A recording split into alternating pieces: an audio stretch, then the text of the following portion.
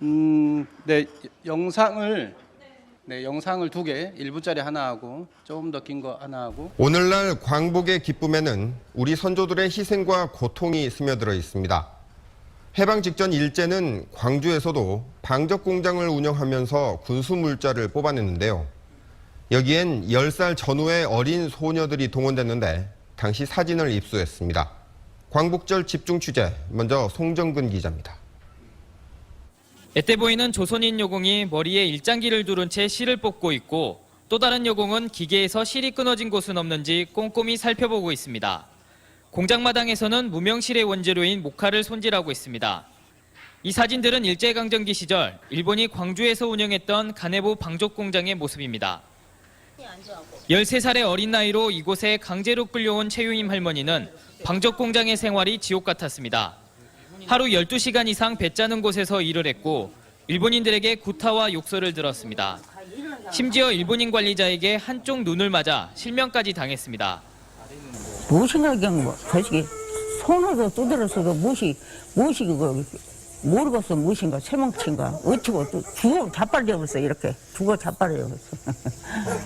같은 시기 같은 공장에서 일했던 손호순 할머니도 주야로 이루어졌던 당시의 근무를 생각하면 아직도 끔찍합니다.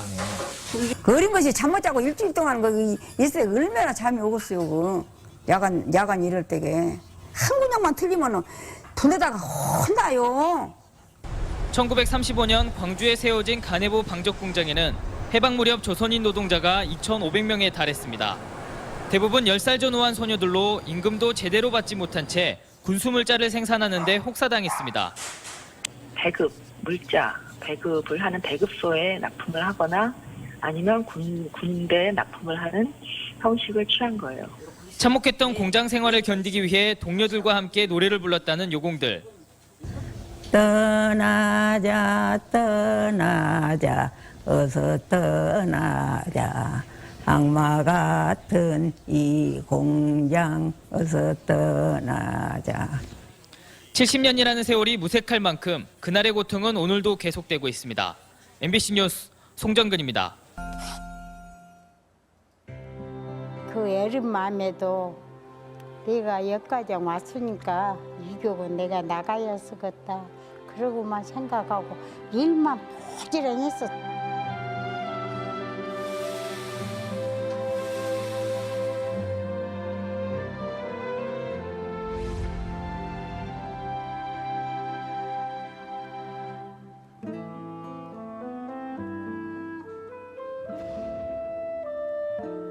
곰이 뛰어 이렇게. 그거 한 대 잡아가 버렸어. 그대로 추레기에다 설고 가버렸지.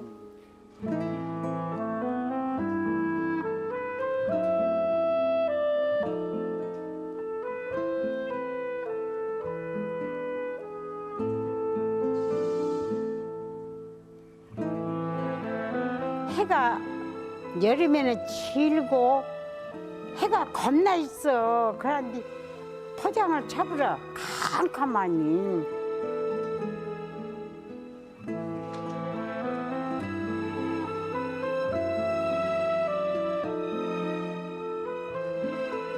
한 달 잡고 반은 밤일하고 반은 낮일하고 그랬어. 밤에 일할 때는. 그래갖고 아침 이제 날 새면 나오고 그랬어.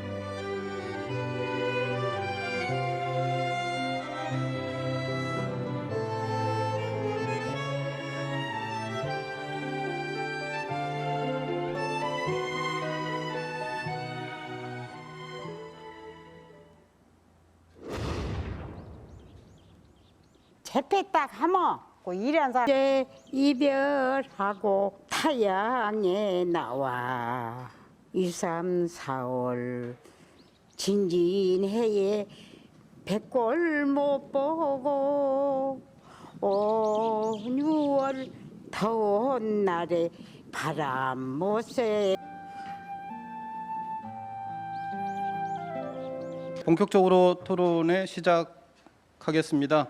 좌장이신 한국현대사회연구소 소장 안종철 박사님에게 마이크를 넘기겠습니다. 어려운 상황인데 또 저희들도 상당히 걱정을 많이 했습니다. 그런데 의외로 많으신 분들이 참석해 주셔서 너무 감사드립니다.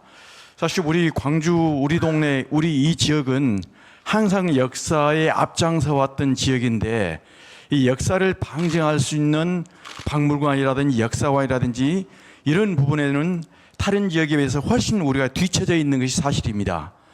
우리가 5.18 부분은 우리 고향에서 일어났기 때문에 그런 부분들은 많이 좀 나와 있지만은 5.18 이후의 역사관, 자료관, 박물관 이런 부분들이 다른 지역에 비해서 아주 좀 적은 부분인데 오늘 여러분들께서 논의하고 토론하는 바로 일제 강제동원 역사관 이것 자체는 우리 역사를 다시 되짚어 볼 수 있는 좋은 기회가 아닌가 생각됩니다. 그래서 마치 오늘 세 분의 좋은 발제 또 세 분의 토론 통해서 우리 중지를 모아가지고 광주 시민들이 무엇을 요구하는가 이것을 한데 모은다면 좋은 결과물이 만들어지지 않을까 하는 생각입니다. 그래서 특히 세 분 발표, 세 분 토론이 끝난 이후에 바로 계시는 많은 분들의 여러 가지 토론을 통해서 우리 중지를 하나하나 좀 모아 나가도록 하면 좋겠습니다.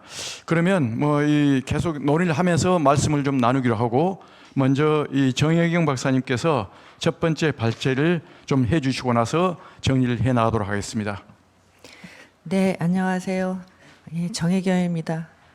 이 자리가 정말 반가운 자리인데요. 이 자리에서 그때가 언제였죠? 우리 근로정시인데 그 할머니들 조례안 만들기 위해서 여기 또 같이 다들 모여서 만들었고 그 덕분에 또 조금이나마 그분들에게 위로가 될 수 있었던 그런 장소였습니다. 오늘은 제가 이제 일제 전쟁 유적의 활용 방안에 대해서 말씀드리려고 하는데요. 먼저 지금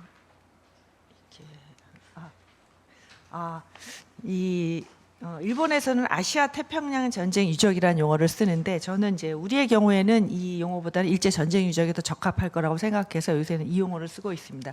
그러니까 제국 일본이 옛날에 전쟁을 위해서 수십만 개소를 만들었는데 그것이 바로 일본 제국이 이제 가지고 있었던 식민지라던가 점령지에도 모두 포함됩니다.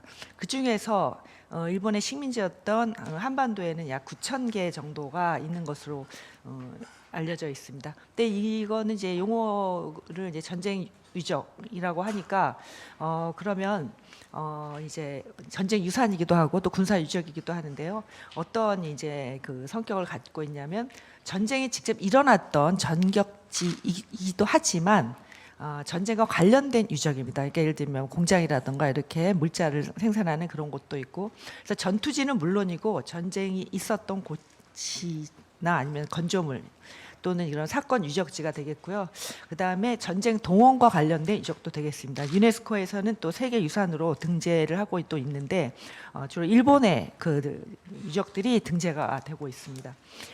일본에서 그 예전에 이제 광주교육청에서 실시했던 그 심포지움 때 와서 발표를 하신 분이 바로 이제 키쿠치라는 분인데, 키쿠치 미노루 대표께서 이제 분류를 하신 게 있어요. 그게 바로 8개 범주로 이렇게 분류를 하셨습니다. 근데 이제 저는 이 분류도 물론 훌륭하지만 우리는 식민지였기 때문에 이 분류보다는 또 우리 한국적인 분류가 필요하다고 생각을 해서 4가지로 군사유적, 생산관계유적, 그러니까 생산관계 유적은 노무동원이겠죠. 기타 유적, 시민통치 유적 이렇게 4가지로 분류를 했고요. 작년 말을 기준으로 해서 보면 8,953개소가 있습니다. 그러니까 없는 곳은 없다고 보시면 되고요. 여기 보시면 남한만이 아니라 북한도 있는 것을 알 수가 있습니다. 그리고 이제 이것의 현황을 이제부터 좀 소개를 해드리려고 하는데요. 주로 이제 군부대라든가 공항이라든가 뭐 공장, 창고, 종교시설, 농사시설, 공원, 카페 이런 걸로 주로 쓰고 있는데, 중요한 것은 이것이 이제 그 사유화, 개인이 이걸 점유해서 개인 자산으로 이제 둔갑을 많이 했습니다. 그 다음에 이제 내셔널 트러스트라든가 건축자산 제도만 가지고는 이렇게 사유화된 것을 지키기가 어려운 상황이고요. 근데 대부분은 방치돼 있습니다. 대부분 방치돼 있는데 그나마 방치가 된 것은 그나마 다행이 아닌가도 생각이 들어요. 왜냐하면 방치가 되지 않으면 철거가 되고 있거든요. 그래서 그 다음에 또 오용되거나 악용되는 그런 또 사례도 있고요. 그래서 우리가 이제 활용에 대해서 고민을 해봐야 되는데, 활용이라고 하는 것은 이제 본격적인 어떤 역사와 기능을 조금 중요하게 생각하는 그런 이제 활용이 되어야 된다. 그러니까 예를 들면 이제 서울역 같은 경우에 보면은 서울역은 이제 그 인력과 물자를 송출하는 아주 중요한 곳이었는데 거기는 지금 미술관으로만 보존이 되고 있습니다. 그러니까 이걸 가지고 서울역에서 어떤 역사를 미술관을 통해서 우리가 알 수 있을까?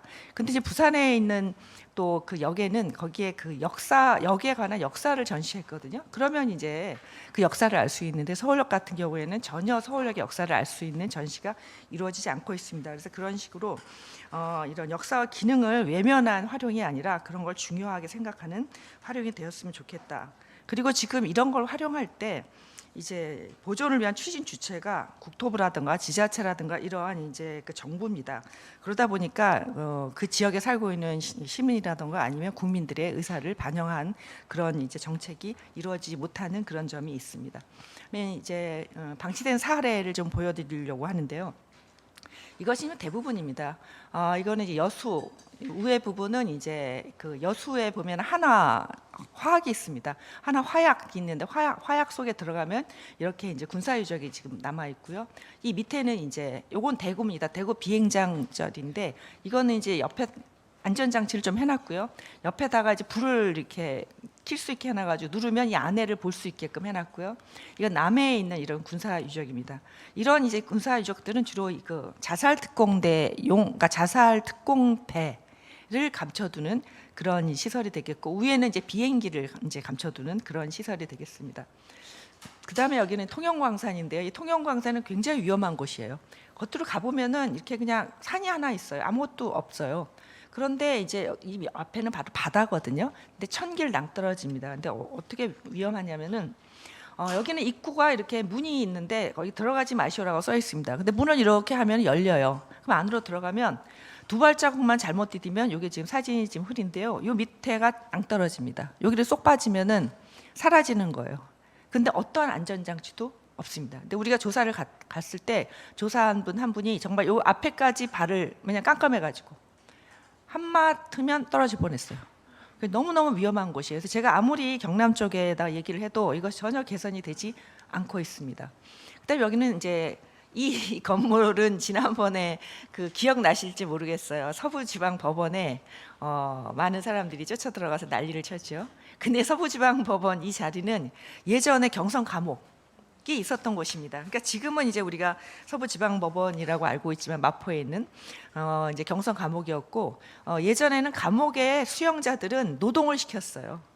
그래서 이분들도 그 옆에 바로 옆에 보면 삼성 그 아파트가 있습니다. 그 자리가 바로 이제 그 벽돌 공장인데 거기서 이제 고생을 하신 그런 현장입니다. 그래서 저희가 지난번에 그 12.3 사태에 관련된 장소로만 기억하지 마시고 일제 전쟁 유적이라는 것도 알아주시면 좋겠고요. 이 밑에 여기는 그 이제 서울 역사박물관이 있는데 그 옆에 주차장에 가면은 만든 그 방공호입니다. 근데 2층으로 돼 있는데요. 이것도 서울에 있는 군사 이제 일제 전쟁 유적의 하나입니다. 그다음에 이거는 최근에 발견된 곳인데 여기는 잘 아시죠? 저기 그 광주에서 발견된 새로운 군사 유적이고 이것도 이제 여기는 또 광주 거고요. 이거는 이제 여기는 이제 군산입니다. 가운데 거는 군산에서 새로 발견된 군사 유적이고요. 이 왼쪽에 있는 거는 대전입니다. 근데 대전은 서울 용산에 있는 그 조선군 사령부를 옮기려고 만든 그런 곳들이 굉장히 많아요. 그래서 또 최근에 작년에 이제 찾아냈습니다. 거기 있는 언론사 기자분께서. 근데 여기 너무 잘하시는 그 가내보 공장이고 조금 있다가 이제 아마 이국원 이사장님께서 발표를 해주실 것으로 생각이 되는데 이 중에서 지금 이 건물이 지금 당시에 있는 그 사용한 이 건물의 굴뚝이 보이죠? 같은 건물입니다. 그 다음에 이거는 이제 가내보는 이제 광주에만 공장이 있는 게 아니라 영등포에도 있었는데요. 영등포에 가면 물레동이 요새 젊은이들이 가는 핫플레이스입니다. 근데 물레동에서 이런 건물을 찾아가시면 여기는 들어갈 수 있는데요. 계단을 올라가시면 이렇게 옥상이 나오는데요. 옥상에서 보는 이 앞이 전부 다 가내보 공장이었어요. 근데 얼마나 넓었냐면 지역 사람들이 2만 명이 모여서 체육 행사를 할 수 있을 당시에 그 정도로 넓었다고 합니다. 근데 지금은 전혀 흔적을 찾아볼 수가 없습니다. 그다음에 여기는 지금 이미 철거가 돼버린 인천 육군 조병창 병원 건물입니다. 이미 철거가 됐는데 조사도 하지 않고 철거를 했기 때문에 이 조사도 없이 철거에 이른 것 것은 제가 생각할 때는 어떤 식이냐면은 예를 들면 어떤 사람이 이제 사형수가 됐다, 사형을 시켰다. 근데 사형을 시킨 다음에 근데 저 사람이 무슨 죄를 지었지? 라고 하는 것과 똑같습니다. 그래서 아까 보여드린 대로 이런 건물이 이게 병원 건물이 남아 있었는데 이 건물이 이렇게 지금은 깨끗이 사라졌습니다. 그러면 조병창 병원이라는 게 도대체 뭔데 이렇게 중요하다고 하는 거야? 라고 생각하실 수 있지만 일제시대 때 일본이 식민지나 점령지를 제일 먼저 들어가면 제일 먼저 짓는 건물은 총독부 건물이 아니었습니다. 병원이었어요. 왜 그러냐면 그 전에 저희는 한의사가 있었지 않습니까? 한의원에 가서 저희가 이제 치료를 받았는데 병원에서 그 하얀 가운을 입고 머리에 이제 이렇게 간호사 그거를 하고 그다음에 무슨 이런 서양적인 뭐 청진기라든가 이런 걸 가지고 이것을 문명의 하나의 상징으로 보여주려고 했습니다. 그래서 병원 건물이 환자 수에 비례해서 만드는 것이 아니라 굉장히 넓습니다. 그래서 이 당시 만들었던 인천의 이 병원 건물은 미군이 들어가서 조사해 봤을 때 400병상이 넘었습니다. 지금 서울대병원이 500병상 정도 됩니다. 그러니까 어느 정도 규모인지 알 수 있고요. 그다음에 병원은 지을 때 정문 바로 앞에 짓습니다. 하얀 건물로. 그래서 지나가는 사람이 보면서 참 멋있어, 참 대단해, 일본 대단해 이런 생각을 하기 위해서입니다. 이것은 바로 조선에만 그렇게 한 게 아니라 팔라우에서도 그랬고요. 어느 나라든지 대만도 그랬고 모두 들어가면 점령지는 무조건 병원부터 지어서 그 지역에 있는 사람들에게 너희는 야만이야, 우리는 문명이야를 보여주는 하나의 상징이기 때문에 저희가 중요하다고 생각한 것입니다. 그 다음에 여기는 이제 가덕도 사라질 위기에 처해 있죠. 근데 많은 분들이 이제 가덕도 가시면 외항포를 많이 가시는데요. 요거는 주로 외항포에서 많이 볼 수 있는 이제 탄약고예요. 그런데 이런 사진들은 아마 외항포에서 못 보실 거예요. 요거는 이제 바로 건너편에 있는 산으로 가시면 볼 수 있는데 이거는 이런 이제 포대들입니다. 근데 이제 가덕도의 경우는 러일 전쟁 때부터 만들기 시작을 해서 1945년 폐망할 때까지 계속 증축을 하면서 만들었던 곳이기 때문에 정말 중요한 곳인데 가덕도 공항이 만들어지면서 이것은 완전히 사라지게 되었습니다. 그 다음에 지금 활용을 하고 있는 사례들이 있습니다. 이거를 이제 보여드릴 텐데요. 그럼 활용을 하는 사례이기 때문에 활용을 굉장히 잘하겠구나라고 생각하실지 모르지만 그렇게 잘하는 사례는 많지 않습니다. 이거는 지금 인천에 있는 부평의 인천 육군조병창의 지하호의 모습입니다.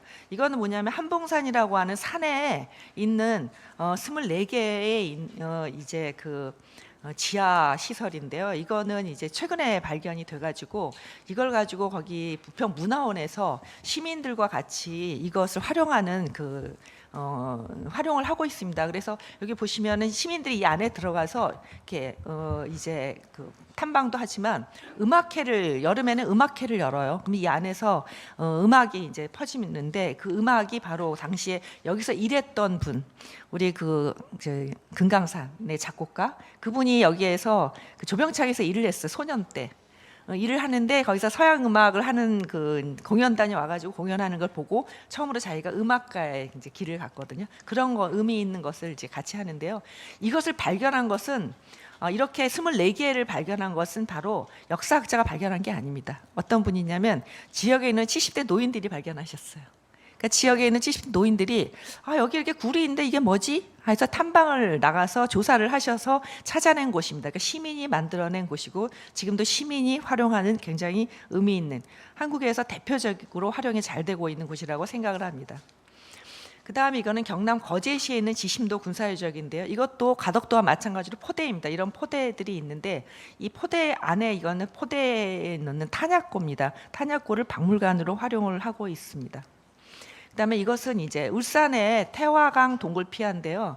이건 테마파크를 만들다 보니까 실제 있었던 군사유적이 많이 본래의 모습을 되찾지 못한 그런 곳이 되겠습니다. 원래는 이렇게 넓은 곳이 아니었어요. 이렇게 넓은 그런 공간이 아니었는데 이렇게 넓게 판 거고요. 그다음에 이제 기존에 이거는 이제 거기 전시가 되고 있는데 이것은 전혀 이 군사유적 지하호관하고는 무관한 무관한 시설을 만든 겁니다. 이건 뭐냐면은 탄광이나 광산에서 쓰는 밀차예요. 이건 여기서 쓸 필요가 없고요. 그다음에 여기도 동막인데 동막은 탄광에서 이렇게 세우는 거죠. 동발인데요. 이런 것 등을 이제 보여줌으로써 역사를 오히려 왜곡하는 그런 현장이 되겠습니다. 그 다음에 여기는 아까 보여드린 이 넓은 이런 곳이 원래는 이런 장소였어요. 여기가 저기 그 무속인이 여기다가 신당을 차렸습니다. 제가 갔을 때. 근데 이거를 이런 식으로 바꿔놨어요. 그래서 전혀 이 역사성을 알 수가 없습니다. 그다음에 경남 진해에 있는 곳인데 원래는 이런 곳이었습니다. 이렇게. 근데 여기도 역시 물자를 보관하는 해군의 물자를 보관하는 곳인데 이거는 지금 어떻게 됐냐면 이제 꽃동산이 됐어요. 그래서 이것을 전부 다 이런 식으로 해서 안전장치를 해가지고 근데 안으로 들어갈 수는 없도록 했습니다. 그래서 밖에서만 볼 수 있게 됐지만 그래도 안전장치는 좀 만들어졌다 하는 걸 보여드릴 거고요. 그다음에 이거는 전남 무안의 옛날에 무안 비행장이었습니다. 그런데 여기에 비행장에는 비행기를 감춰두는 경락고라는 것이 있죠. 그런데 경락고를 지금 개인적으로 사용하고 있는 겁니다. 이건 어떤 분이 카페처럼 이렇게 사용을 하고 있고요. 이거는 가정집으로 사용을 하고 있는 것이고요. 여기도 보시면은 이게 경락고예요. 여기다가 위에다 집을 지었어요. 그래서 이렇게 사용을 하고 있는 것입니다. 근데 이건 그나마도 남아있는 것이고요. 나머지는 다 돈을 들여서 폭발을 해가지고 없애버렸다고 합니다. 주민들이. 여기는 광명에 가면은 지금 광명동굴이라 그래서 굉장히 핫플레이스가 있습니다. 근데 원래는 이게 이제 그 금강산이었어요. 그래서 일제 때는 공출을 하던 금강산이었는데 일제 때 공출하는 금강산의 흔적을 볼 수 있는 것은 이 정도의 밀차 정도밖에는 없습니다. 근데 여기도 역시 역사의 오류가 상당히 많이 있는 곳이고요. 그다음에 여기는 미쓰비시 제강이 만들었던 그 사택입니다. 그런데 줄사택 나가야라고 그래서 이게 이제 한 집에 한 칸이 한 집씩으로 사용할 수 있는 이런 긴 집인데 합숙소인데 원래는 전부 철거 대상이었어요. 근데 이것이 의미가 있는 건 뭐였냐면 우리가 양금덕 할머니 미쓰비시 중공업 소송을 하지 않았습니까? 그런데 미쓰비시 중공업이 한반도에 와서 만들어 놓은 이런 시설지는 130군데 정도 있었어요. 근데 지금 남아있는 건 이거 하나입니다. 다 없어졌습니다. 그러면 근데 이것을 누가 없앴냐? 미쓰비시가 와서 없앤 게 아닙니다. 우리 한국 국민들이 다 없앤 거예요. 우리 한국 국민들이 미쓰비시의 증거를 없애준 거예요. 미쓰비시 너무 고맙죠? 이것도 완전히 없어질 뻔했는데 부평의 시민들이 들고 일어나서 간신히 두 채를 살렸습니다. 근데 두 채는 많이 이제 좀 변형은 됐지만 두 채를 살 수가 있고 그다음에 이번에 국가 등록 문화유산이 됐습니다. 그다음에 여기는 강화도에 가시면은 지금 핫플레이스가 있습니다. 여기는 하루에 정말 수만 명이 찾아요. 여기는 아침 11시에 문을 여는데요. 10시부터 가서 줄을 서야 됩니다. 근데 뭐였냐면 방직 공장이었어요. 근데 일제 말기에 가내부 공장하고 똑같은 방직 공장이었는데 이거를 그 집주인이 사가지고 카페를 만들었는데요. 원래는 이런 방직 공장이었죠. 근데 이것은 지금 여기에 뭐 어마어마하게 외국 관광객까지 다 와요. 관광차. 그래서 그 군청에서 아예 그 주차장을 만들어줬어요. 그런데 여기는 당시에 이 방직 공장에서 사용할 때 있었던 유적을 남겼습니다. 그래서 여기 보면 이거는 염색조예요. 염색조를 연못으로 만든다던가 하면서 여기다가 설명문을 달고요. 사진 같은 거를 그대로 다 남겨놨어요. 그래서 하나의 또 박물관 역할을 하는 곳인데 카페로서 또 베이커리도 같이 합니다. 그다음에 여기는 이제 흔적을 찾을 수 없는 곳인데요. 충북 영동에 있는 영동 지하호인데 여기를 가면은 이거는 와인을 판매하는 곳이지 실제로는 지하호의 모습은 이 정도밖에는 알 수가 없습니다. 그다음에 이건 서울 상암동의 군사유적인데요.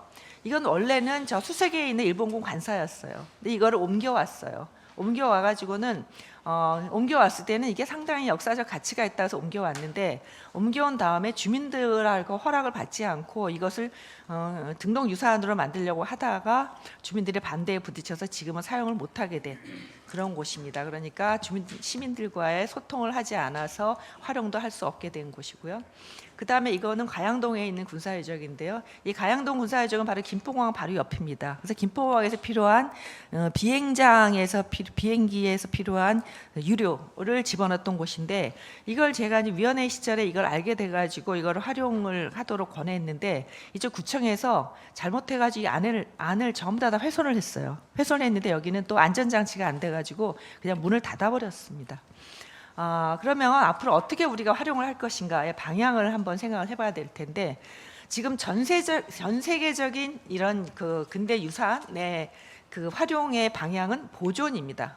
그건 도시재생하고 같이 도시재생, 공간 재활용을 하면서 지속 가능성을 가지고 하는 것이고, 이런 보존을 함으로 인해서 경제 활성화가 되기 때문이고, 그 다음에 중요한 건 기업 공간으로 남기 때문이죠. 그러니까 우리가 교과서에서 아무리 가르치려고 해도 어려운 것이, 가리보 공장에 가서 딱 얘기를 하면서 여기에 이렇게 우리 할머니들이 고생했어 하면 라고 바로 이해할 수 있게 되는 것입니다.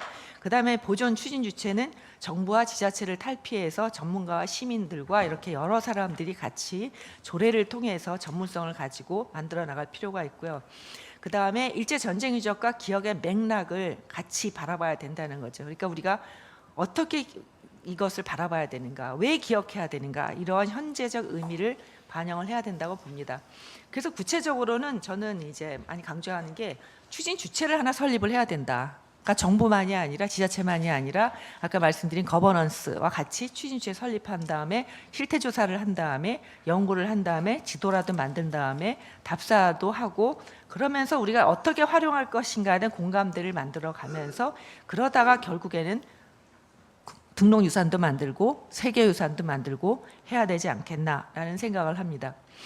그 마지막으로 우리가 일제전쟁 유적을 왜 보존해야 되는지에 대해서 말씀드리는 것으로 마지막을 하도록 하겠습니다.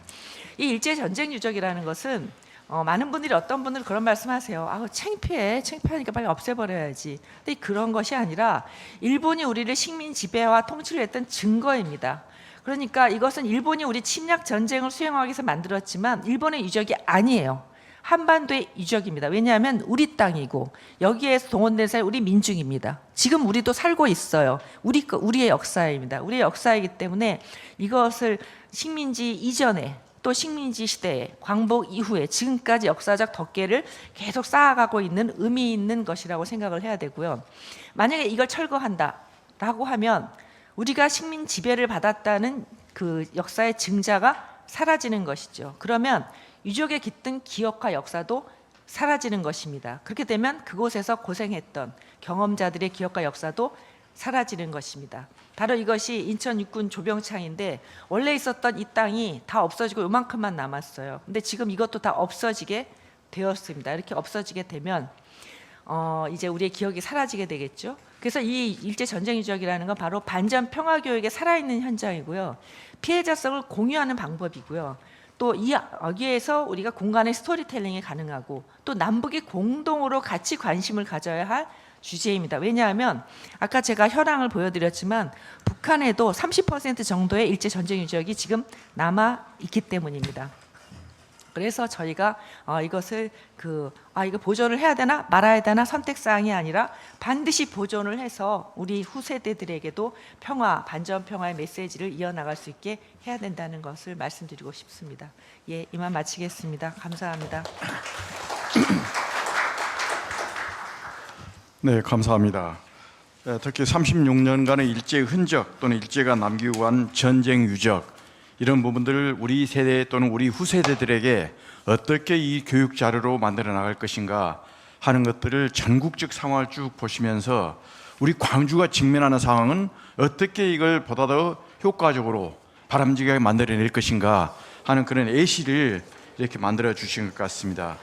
여기에 대한 여러 가지 장단점이라든지 우리가 광주가 견지해내야 할 그런 부분들은 토론 시간에 좀 자세하게 말씀을 더 들어보도록 하겠습니다. 자, 두 번째 발제는 이국원 이사장님께서 구슬로 만난 광주 가내보 방적 공장 예공들의 경험과 기억, 현장의 이야기들을 좀 들어보고 나서 다시 또 말씀을 논하기로 하겠습니다. 발표해 주시기 바랍니다. 예. 시작할 때 영상 두 개가 우리가 알고 있는 그 임동 방직 공장, 뭐 최소한 80년 전 일제 치하에 있었던 그 공장에서 어떤 일이 있었는 것을 잘 보여줬습니다. 그리고 자료집에 보면은 69페이지 영광에서 동원됐던 할머니의 그 사연이 담긴 그 본인의 그 글씨를 통해서 그것이 어떤 아픔과 애환이 서린 장소인지를 뭐 짐작할 수 있지 않을까 싶습니다. 저는 이제 그 방직 공장의 그 역사라기보다는 그 시기 일제 시기 그 공장에서 있었던 또 강제동원도 피해자분들의 그 구술 내용을 중심으로만 뭐 말씀드릴 수 있도록 하겠습니다. 우리가 사실은 이제 그 1심 방직, 정남 방직이 광주 전남에 끼쳤던 산업사적 영향이 매우 크죠. 한때 광주 경제를 선도해 왔었고, 또 한때는 그 공장에 취직하기 위해서 어떻게 사람을 써서라도 아름아름 또는 돈을 써서라도 그 취직하고자 하는 열망이 있었던 뭐 사업장인 것은 사실입니다. 그런데 사실 그 이전의 역사는 우리한테는 별로 알려져 있지를 않아요. 왜 이제 우리가 조금 더 쫓아간다고 한다면은 뭐 적산불화 받은 곳이다 정도이지 그 이상 일제의 역사에 대해서는 사실 조명할 기회가 없었습니다. 그랬던 것은 이게 그 일반인들의 좀 접근이 조금 어려웠었던 그런 환경적인 그런 면이 좀 있었습니다. 그래서 이제 뭐 여러 자료들이 있을 수 있습니다만 어쨌거나 뭐 당사자들이 경험했던 수십 년 전의 기억이기는 하지만 당사자들의 얘기를 좀 직접 들어보는 것도 그 시기를 구성하는 측면에서 뭐 의미는 있겠다 싶어서 피해자들을 좀 만나 뵀었습니다. 그리고 이제 지금 이제 그 임동 방직 공장이 이제 전면적으로 지금 재개발 과정에 있는데 그 중에서 이제 일부 역사적 그 상징성을 가진 건축물들은 우리가 좀 남기기로 했어요. 또 그 공장이 갖고 있는 여러 뭐 경제적, 역사적 의미도 있고 또 뭐 그래서 남기기로 했는데 제가 강조드리고 싶은 말씀은 우리가 왜 그 건축물을 남기려고 하느냐. 사실 그 건축물이 건축사적으로 의미 있어서 남기고자 하는 것은 아니잖아요. 사실은 그 건축물이 담고 있는 그 시대의 어떤 역사를 품고 있기 때문에 그 공간 또 상징적인 의미에서 건축물을 남기는데 그것은 결국 사람의 역사, 노동의 역사를 배제한 채 50년 됐다고 100년 됐다고 오래됐다고 그 건물을 남기는 것이 본말이 전도돼서는 안 된다라고 하는 것을 좀 말씀드리고자 합니다. 29쪽인데 20년하고 21년 8분의 피해자분들을 만나 뵙게 됐습니다. 8분 중에서 6분은 광주 전남에 지금 살고 계시고 2분은 한 분은 인천에 살고 계시고 한 분은 고향에 지금 현재 거주하고 계십니다. 그런데 이제 90대 고령인데다가 뭐 그 시기가 좀 코로나 시기여가지고 차분히 긴 얘기를 듣기에는 여러모로 좀 쉽지는 않았었습니다. 그리고 사실은 이제 90대 할머니한테 10대의 기억을 떠올린다라고 하는 것이 여러모로 좀 뭐 그런 한계도 뭐 있었습니다. 구술 대상은 뭐 표로 보시면 알겠습니다.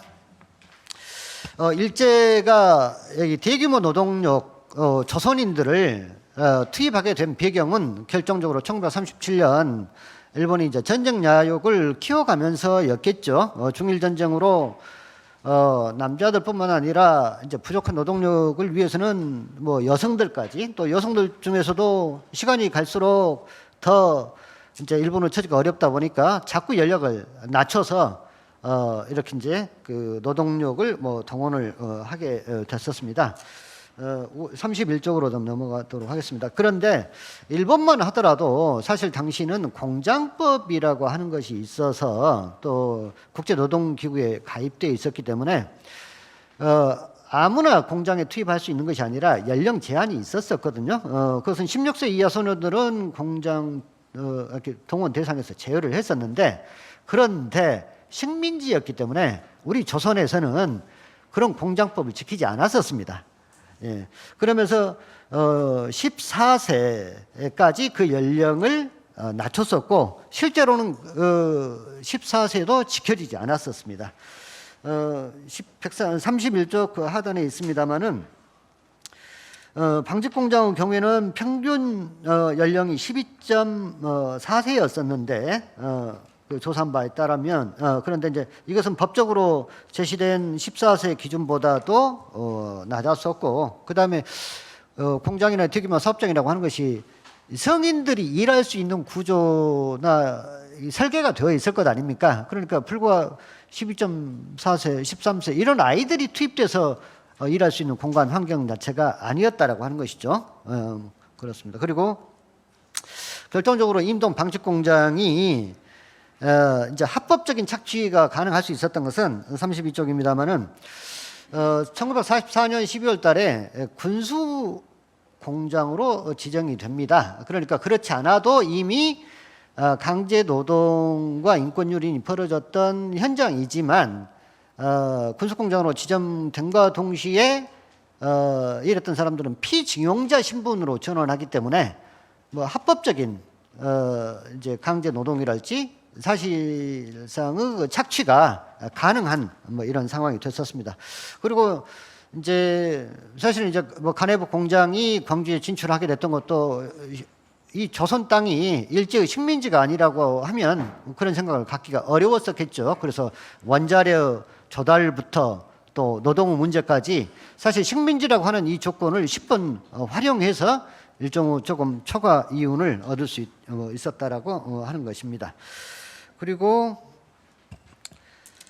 그런데 이제 그 사실은 이제 국내 동원 피해자들에 대해서는 사회적으로 그다지 관심이 없었습니다. 왜 그러냐면 아무래도 사할린으로 끌려가고 남태평양으로 끌려가고 일본 탄광으로 끌려가고 이렇게 혹독한 고생하신 분들이 워낙 많다 보니까 근교로 끌려간 사람들에 대해서는 뭐 어디 뭐 좀 취급하기도 어려울 만큼 사실 이제 우리 정서 속에서 좀 가볍게 하면 취급이 되고 그러면서 이제 그에 대한 관심이 사실은 그동안 좀 없었던 것이죠. 그런데 이제 국무총리 소속 강제동원 진상규명위원회가 2000년대 초 발족을 하면서 피해 신고를 통해서 신고자들 또 면담을 통해서 이제 그러한 사례들이 차근차근 좀 알려지게 되는 계기였었습니다.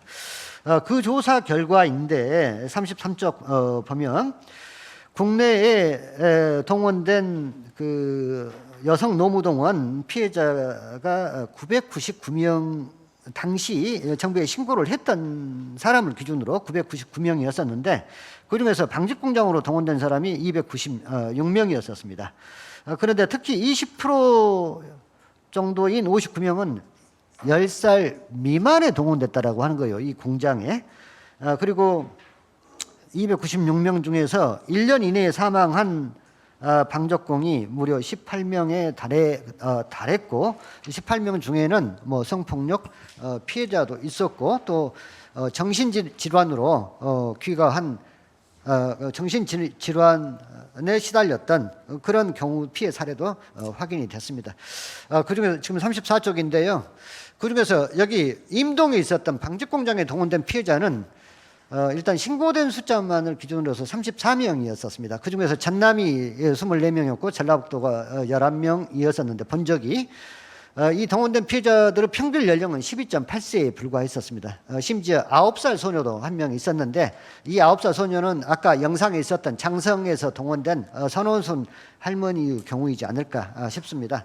그리고 또 영상에 있었습니다만 34명 중에 2명이 손목이나 손가락 절단 장애를 입었고 작업 중 1명은 사망했고 1명은 아까 영상 속에 있었던 최휴임 할머니입니다만은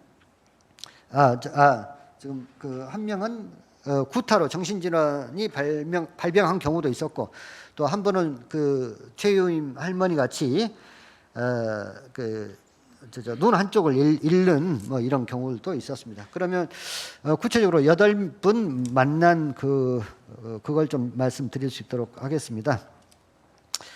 좀 반복된 얘기인 것 같아서 지금 35쪽으로 넘어갈게요. 대부분 당시 시대적인 상황이 일제가 공출하면서 공출은 여러 뭐 집에 솥단지 뭐 숟가락 젓가락 녹그룹 이것도 있지만 가장 무서운 것이 사람 공출이었겠죠. 그래서 어떤 식으로든 이제 가지 않으면 안 되는 그런 어떤 통제와 어떤 감시 압박 속에서 결국은 불과 12살짜리가 뭘 알아서 지금 그 광주 자기 살던 고향에서 벗어나보지도 못한 아이들이 광주까지 왔겠어요. 예, 그런 경우들입니다. 그 중에서 몇 사례만 말씀을 좀 드리면 36쪽입니다. 장성에서 동원된 선호선 할머니의 경우인데 그 한때 겨울에 동네 사람들을 모두 저수지가로 불러내가지고 집에 있는 것을 모두 다 내놔라 공출해라 라고 하는데 내놓을 것이 있어야 내놓은데 이제 더 그것을 조이기 위해서 한 사람씩 겨울 그 얼음물을 깨고 저수지에 빠뜨렸다고 해요. 그런데 이제 자기 아버지 순서가 다가오는데 이 어린 꼬마가 여기 9살이라고 되어 있습니다만 도저히 그 꼴을 못 보고 면장 바짓가랑이를 붙잡으면서 아버지 손대지 말아라 내가 갈란다 라고 해가지고 내가 가겠다. 그러니까 면장이 왔다 이 조그만 게 야무지네 그러면서 그럼 네가 갈라냐? 예, 그 제가 갈라요. 아버지 뭐 손대지 마시오. 그래가지고 장성에서 결국 그 가게 된 것이 이 방직공장이었다라고 하는 이야기입니다. 그리고 이제 가는 때 되니까 면장이 검정고무신을 하나 보내왔는데 그때는 검정고무신을 만져봐도 못할 때여가지고 한 번도 신어보지 못하고 그냥 거의 가지고 있다가 공장까지 가져갔는데 결국 나중에 이제 그 고무신을 잊어버렸다고 이제 뭐 그런 얘기도 있습니다. 37쪽 보면은 장성에서 13살에 동원된 한수님 할머니의 경우에는 겨울 내내 가만히 있자는데 부모 옆에서 도와서 새끼 꼬고 가만히 있자고 이러다가 하루는 저기 그 2월 하들에 일종은 좀 시골에서는 저 명절 같이 그런 때 해가지고 친구들하고 동네에서 고무줄 놀이 하다가 느닷없이 트럭 한 대가 와가지고 고무줄 놀이 하고 있는 애를 트럭에다 싣고 결국 끌고 갔는데 면사무소를 들릴 때 그래도 자기 아는 친척이 있어서 면에 있는 친척이 자기로서는 최대 구세주이고 면에 있으니까 힘께나 쓰는 줄 알았는데 결국 끌고 가는 사람을 보면서도 고개를 눈을 피해버리면서 결국 나를 빼내들을 못하더라 뭐 그런 이야기도 있었습니다. 그리고 나주에서 동원된 최유임 할머니의 경우에는 서로 안 보내고 싶은데 결국은 누군가는 보내야 되고 해서 동네에서 어른들끼리 제비 뽑기를 해가지고 대신 이제 뽑혀가지고 그렇게 동원됐다라고 하는 것입니다. 예, 좀 넘어가도록 하겠습니다. 40쪽으로 그는 넘어가도록 하겠습니다.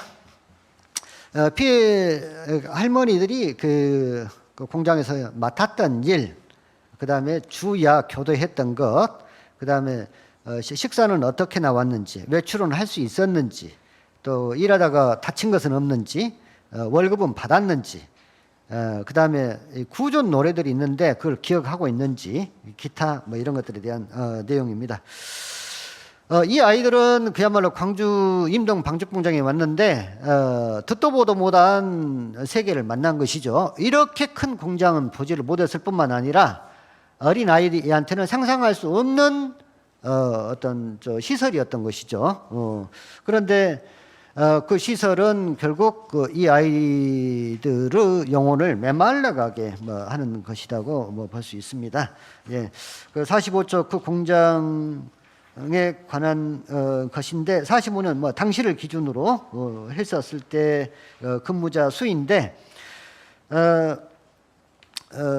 일본인들이 소수인 것은 일본인들이 관리자였기 때문에 그렇겠죠. 그리고 당연히 여기는 여성 사업장이었었고 임동은 광주에서 최대 인구 밀집 지역이었었고 그 중에서도 여성 비율이 가장 많았던 동네이기도 했습니다. 방직공장이었기 때문에 임동이라고 하는 동네가 탄생하고 유지되고 했던 동네라고 볼 수 있겠죠. 42쪽입니다.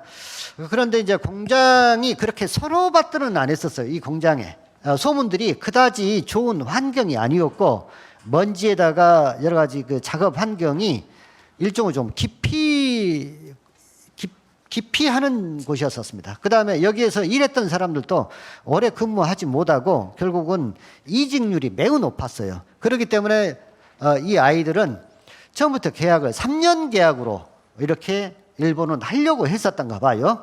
그러면서 임금은 나중에 퇴직할 때 주마했는데 지금 고흥에서 동원된 박근남 할머니의 경우에는 3년이 문제가 아니라 3년 해가지고 그 10년을 여기에 10대, 20대 초반까지를 온통 청춘을 여기에서 바쳤는데 왜 그러냐면 사실은 나가고 싶어도 공장에서는 숙달된 인력을 내보내고 싶지를 않기 때문이고 또 이직률이 찾으면 생산성이 떨어지기 때문에 그렇게 쉽게 내보내지를 않습니다. 그래서 결국은 이게 저금해 둔다라고 하는 이 월급이나 이런 것들을 미끼로 해가지고 결국은 더 붙잡아 두도록 하는 것이죠. 뭐 이렇게 했었습니다.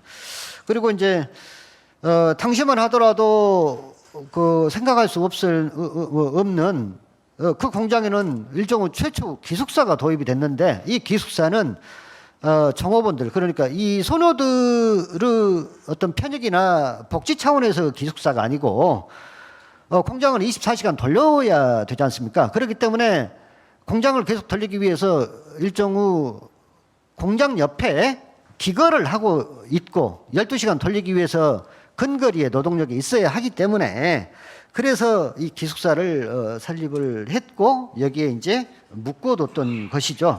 그리고 이제 당시 공장 환경이라고 하는 것은 사실 좀 군대식이어가지고 예를 들어서 일하고 싶지 않고 이직률이 높았던 높은 만큼 이 공장을 누군가는 떠나고 싶거나 탈출하고 싶을 것 아니에요. 그런데 그렇게 마음대로 나갈 수 있도록 한 조건이 아니기 때문에 담도 높았고 철조망을 세워뒀고 그다음에 거기에 유리를 끼워뒀고 거기에 망루를 설치해서 감시를 했고 뭐 이런 식으로 해가지고 사실은 10대 아이들은 도망갈 생각을 아예 해보지를 않았었고 엄두가 나지 않았었고 또 하나는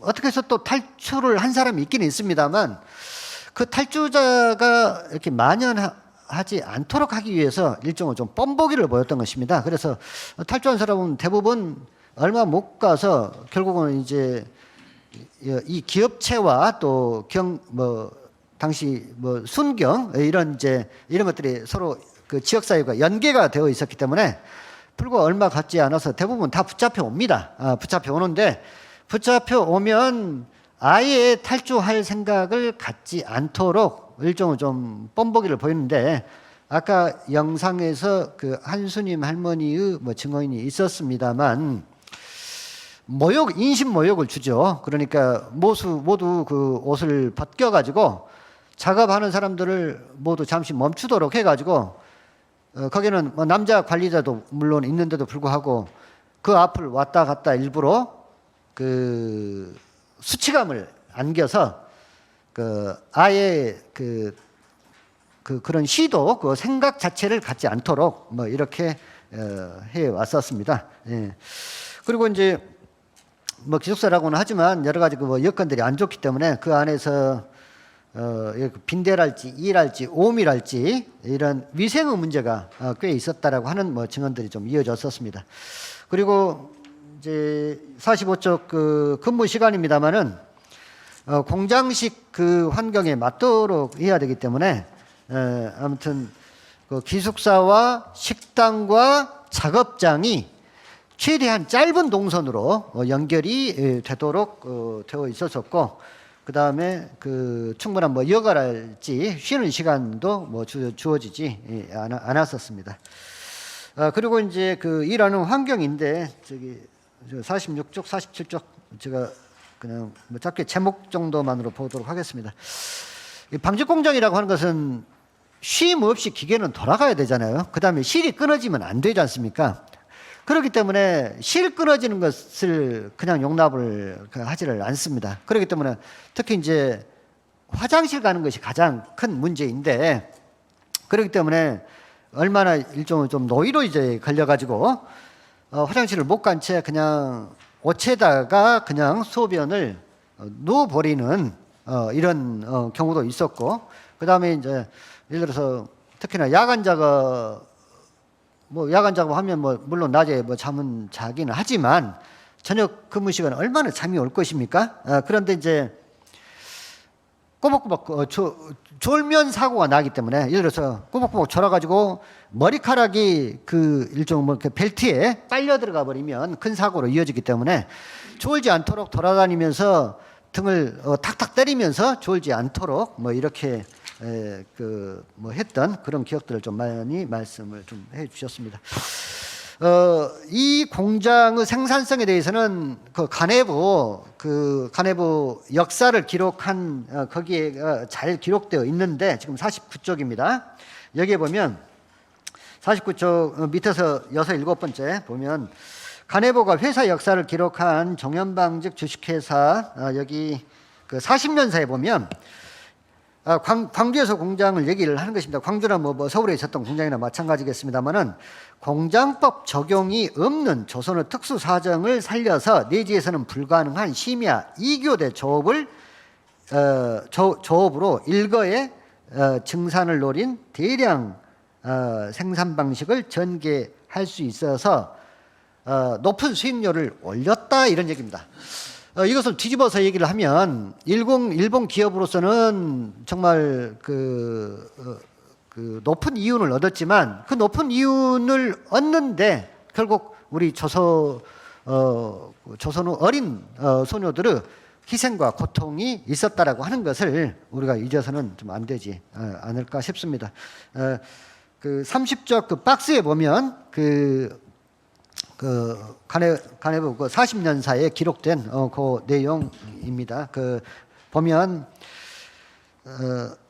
인해 전술적인 저임금 노동력 투입으로 인해서 양질의 제사 생산과 상대적인 그 공비 절감에 의해서 기대 이상의 호성적을 낼 수 있었다 이런 이야기입니다. 그런데 참 이게 참아 있을까 싶은데 공통적으로 그 할머니들을 구술해서 나타난 상황입니다. 50쪽인데 일요일 날은 식사 점심이 부어지지 않았다라고 하는데 설마 밥을 지급을 안 했을까요? 싶기는 합니다만 아무튼 식사가 제공되지 않아 가지고 기숙사 밖에 공장 내입니다. 외출은 불가능했기 때문에 풀을 뜯어다가 소금에 절여 가지고 그걸로 허기를 메꿨다라고 하는 공통의 그 증언들이 있어서 이게 정말 이게 실제 한지는 모르겠습니다만 할머니들 그런 좀 증언들이 있었고요. 그다음에 공장 내지만 일본과 조선의 그 민족 차별이 있었을 것은 다행입니다. 그리고 이제 그 뒤쪽은 제가 섞어서 얘기를 했기 때문에 그다음에 나머지는 좀 자료로 해야 될 것 같습니다. 그다음에 월급은 당연히 주어지지 않았고 김밥 한 줄 정도 사 먹으면 되는 것이었었고 월급이라고 하는 것 자체를 우리는 알지는 못한다라고 하는 것이었습니다. 그 뒤에 자료도 마찬가지이고 그다음에 63쪽 그 일종의 좀 구전 노래가 너무나도 좀 가슴이 아팠습니다. 이 정도로 발제를 마치겠습니다. 감사합니다. 네, 수고하셨습니다. 직접 우리가 가내부라고 하는 종연방직인데 종연방직에서 직접적으로 강제 노동을 당했던 사람들의 사례를 중심으로 해서 특히 8분 할머니들의 이야기를 통해서 쭉 정리한 내용들입니다. 그래서 한번 쭉 읽어보시면 너무나 생생한 내용들이기 때문에 여러분들에게 많은 귀감이 되지 않을까 생각이 됩니다. 자, 그러면 이 내용을 토대로 해서 노성태 원장님께서 이 강제동원 역사관 이것이 왜 필요한가 이 필요성 부분을 좀 자세하게 정리해 주시겠습니다. 네, 소개받은 노성태입니다.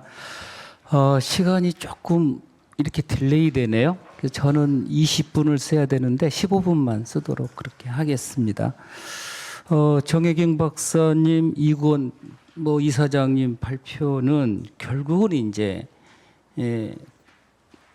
군불지피기는 아닙니다만은 우리 정책 토론회의 최종 목적이 강주의 일제 강제동원 역사관을 건립하는 거잖아요. 그래서 왜 건립을 해야 되는지, 왜 강조해야 되는지, 그리고 그 역사관이 건립된다면 어떤 자료들이 거기에 전시될 수 있는 건지 이런 얘기들을 좀 간단하게 말씀을 드리려고 합니다. 74쪽입니다. 74쪽. 일제강제동원 시민역사관의 건립 필요성. 일제 치하에 강제 동원되었던 인원이 한 800여만 명이었다고 그러고, 그리고 국외로 동원되었던 피해자도 100만 명이 넘는다고 합니다. 그런데 지금 현재 이제 생존해 계신 분들은 국외의 경우 뭐 640여 명으로 이렇게 확인이 되고 있습니다. 뭐 생존자들도 대부분 100세 가까운 고령이어서 이제는 이제 역사적 진실을 정언해 줄 수 있는 피해 당사자는 이제 소멸 단계에 이르렀다고 이렇게 생각이 됩니다. 현재까지도 일본 정부는 교과서 검정 제도를 통해서 일본군 위안부의 존재, 조선인 강제 동원의 역사적 사실을 원천적으로 부인하고 있고, 뭐 심지어는 독도마저 한국이 불법 점령하고 있다는 등의 집요한 역사 세탁을 시도하고 있습니다. 당시에 역사적 진실을 말해줄 수 있는 피해자들이 사라질 경우 일본의 역사 왜곡, 도발은 더 심각해질 것으로 예상이 됩니다. 따라서 과거의 역사적 진실과 집단적 경험을 어떻게 기억하고 보존할 것인가의 문제는 오늘 우리 사회에 주어진 무겁고도 시급한 과제가 되었습니다. 역사적 진실을 감추고 망각하려는 일본에 맞서 피해자들의 아픔과 역사적 진실을 발굴 보존하고 현재를 넘어 향후 미래 세대로 있기 위한 제2의 항일운동인 기억투쟁을 지금 시작해야 하는 이유입니다. 기억투쟁을 위한 필수 조건, 기억을 보존하고 공유하고 교육시킬 수 있는 공간에서부터 시작이 됩니다. 강제동원 역사관이 설립돼야 하는 이유라고 생각합니다. 두 번째입니다. 강제는 이제 어떤 자료가 있느냐? 태평양 전쟁 희생자 강주 유족회의 활동 자료들이 남아 있습니다. 강주 전남은 1990년 이후 일본의 전후 책임을 묻기 위한 소송에 나서는 등 어느 지역보다도 활발한 대일 투쟁을 벌여왔던 지역인데, 그 중심에 태평양 전쟁 희생자 강주 유족회가 있었고 그걸 이끌었던 이금주 회장님이 계셨습니다. 이금주 회장님이 주축이 된 태평양 전쟁 희생자 강주 유족회는 뭐 대일 소송을 92년부터 7건을 진행을 합니다. 1273명이 일본 정부를 대상으로 했던 강주 천인 소송 등 7건인데, 이게 이제 그 소송했었던 데가 도쿄로, 교토, 시모노세키, 나고야, 도야마 지방재판소였고, 이 7건의 소송을 진행하기 위해서 70이 넘으신 이금주 할머니가 80회가 넘는 일본을 방문하게 됩니다. 7건의 소송은 일본 법정에 의해서 17차례 기각되면서 패소됐지만 7건의 소송은 그 자체로 아시아 태평양 전쟁 시기 일본 제국주의, 한반도 불법 점령과 전쟁 범죄, 그리고 각종 반인도적인 인권 유리를 세계 인류 양심에 고발하는 성과도 거두게 되는 거죠. 7건의 소송 과정에서 생산된 소송 기록, 1000여 명이 넘는 피해자들의 각종 진술서, 활동 사진, 영상물, 언론 보도자료, 일본 지원단체와 주고받았던 각종 서류 등 수천 점에 이르는 방대한 분량의 역사적 기록물이 강주에 남아있다. 특히 7건의 소송에서 생산된 소송 기록은 뭐 대한민국 유일의 강제동원 관련 소송 기록으로 그 역사적 가치가 매우 높은, 꼭 보존돼야 될 자료들이 아닐 수 없습니다. 세 번째는 이금주 할머니 얘기를 조금 해드리고 싶습니다. 저는 이제 뭐 살아생전에 뵙지를 못했지만 그분이 남긴 흔적을 보면서 엄청난 감동을 받았던 분이신데요. 말씀드렸던 것처럼 69세에 전남지부 역할을 수행하셨고, 그리고 90세가 넘는 나이까지 활발하게 활동을 하셨던 분인데, 지금 75쪽에 89살은 69살로 이렇게 정정을 해 주시고요. 제가 원고를 냈는데 한쪽이 지금 빠졌습니다. 그래서 그 나머지 부분을 조금 말씀을 드리면, 이금주 회장은 남구에 있는 집을 사무실 삼아 강제징용 피해자 가족 1273명을 만나 직접 들은 피해 사실을 손글씨로 일일이 정리합니다. 70이 넘으신 분이요. 그는 이후 이른바 천인 소송 아까 간부재판 등 일본 사법부에 제소한 소송 7건의 기초자료가 됐고요. 그리고 그녀가 사망하기 직전까지 이 활동을 30년 동안 이렇게 지속을 합니다. 간부재판 소송은 2018년 개봉됐던 영화 허스토리로 이렇게 만들어지기도 했죠. 이금주 회장은 일본 정부를 상대로 한 한일회담 문서 공개 소송에도 직접 원고대표로 나서는 등 강제동원 특별법 제정에도 앞장서게 됐고, 그리고 84세였을 때는 일제강점과 강제동원 피해 진상규명에 관한 특별법 제정을 촉구하면서 국회의원들에게 유서를 남기기도 했습니다.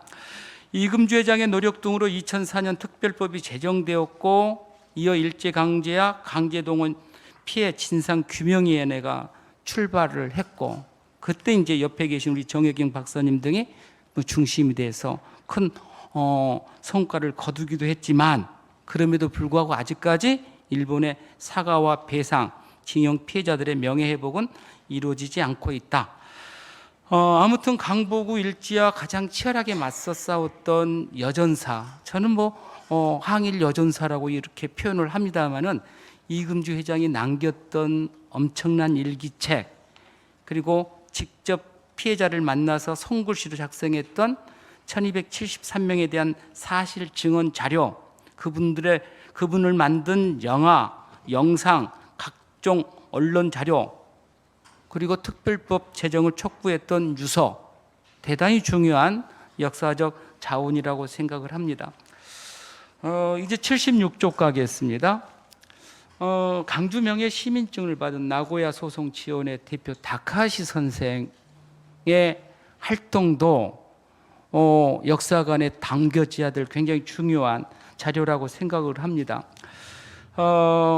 시민모임 공동대표를 지냈던 이상갑 변호사가 이렇게 얘기합니다. 영화 택시 운전사의 이루겐 힌츠페터가 5.18을 전 세계에 처음 알린 애국인이라면 다카시 마코토 대표는 조선 여자 근로정신대 문제를 전 세계에 처음으로 밝힌 애국인이다, 이런 표현을 썼습니다.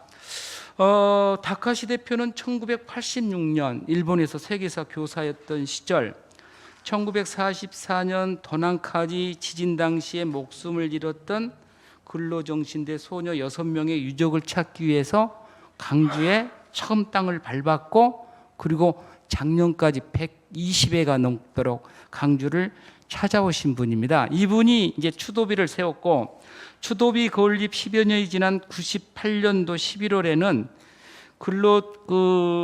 아까 나고야 지방재판소의 소송을 지원하기 위한 소송 지원회를 결성을 해서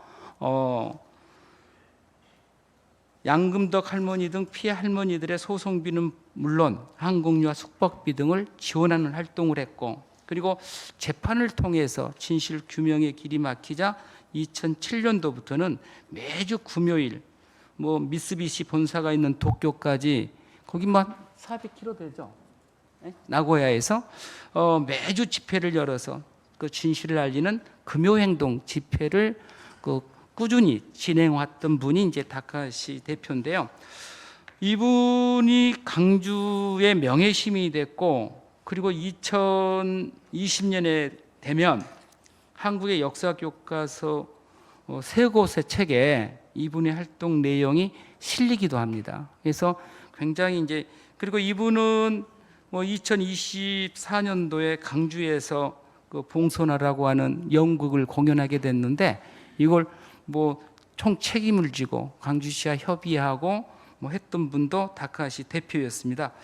다카시 대표는 만약 내가 죽으면 화장된 유골의 절반을 무등산에 뿌려달라, 이런 유언을 남겼다고 하는데, 이 다카시 대표 등 나고야 소송 지원 모임의 소송 지원과 관련된 각종 자료도, 그리고 금요 행동 문건도, 봉선화 공연도, 역사 교과서에 실린 강제동원 시민 자료들도 강제동원 역사관에 저장되고 전시돼야 된다, 이렇게 생각을 합니다. 근로정신대 할머니와 함께하는 시민 모임은 태평양 전쟁 희생자 강주 유적의 활동을 이어서 2009년 결성이 됐는데요. 일본에서 법정 투쟁은 전부 기각되면서 실패했지만, 강주에서 지방법원에 냈던 소송은 2018년 대법원에서 승소 판결을 얻어내는 굉장히 이제 중요한 결과물을 성취하게 됩니다. 근로정신대와 함께하는 시민 모임이 전범 기업인 미쓰비시 중공업을 상대로 승소했던 관련 기록과 각종 투쟁 기록, 이것도 광주만이 가지고 있는 것이고 역사관에 보존해야 될 중요한 자료라고 생각을 합니다. 강제동원 시민 모임은 2021년도에 그 근로정신대 할머니 함께하는 시민 모임이 확대 개편된 건데요. 윤석열 정부가 2023년 대법원이 배상 확정 판결을 받은 강제징용 피해자 15명의 판결급 및 지연이자를 일본 정부가 아닌 한국재단이 대신 지급하게 하는 소위 3자 변제안을 발표했을 때 그 3자 변제안에 맞서서 가장 치열하게 싸웠던 단체가 일제강제동원 시민 모임인데요. 지금 3달 만에 15분 중 11분이 결국은 돈 앞에 굴복을 해서 3자 변제 판결금을 수용하게 됐을 때 일제강제동원 시민 모임을 포함한 600여 개 단체가 참여해서 한일 역사 정의 평화 행동을 결성했고, 그리고 피해자들의 싸움을 응원하고 지원해야 한다면서 판결금을 거부한 4명을 지원하기 위한 역사정의 시민모금운동을 전개하게 됩니다.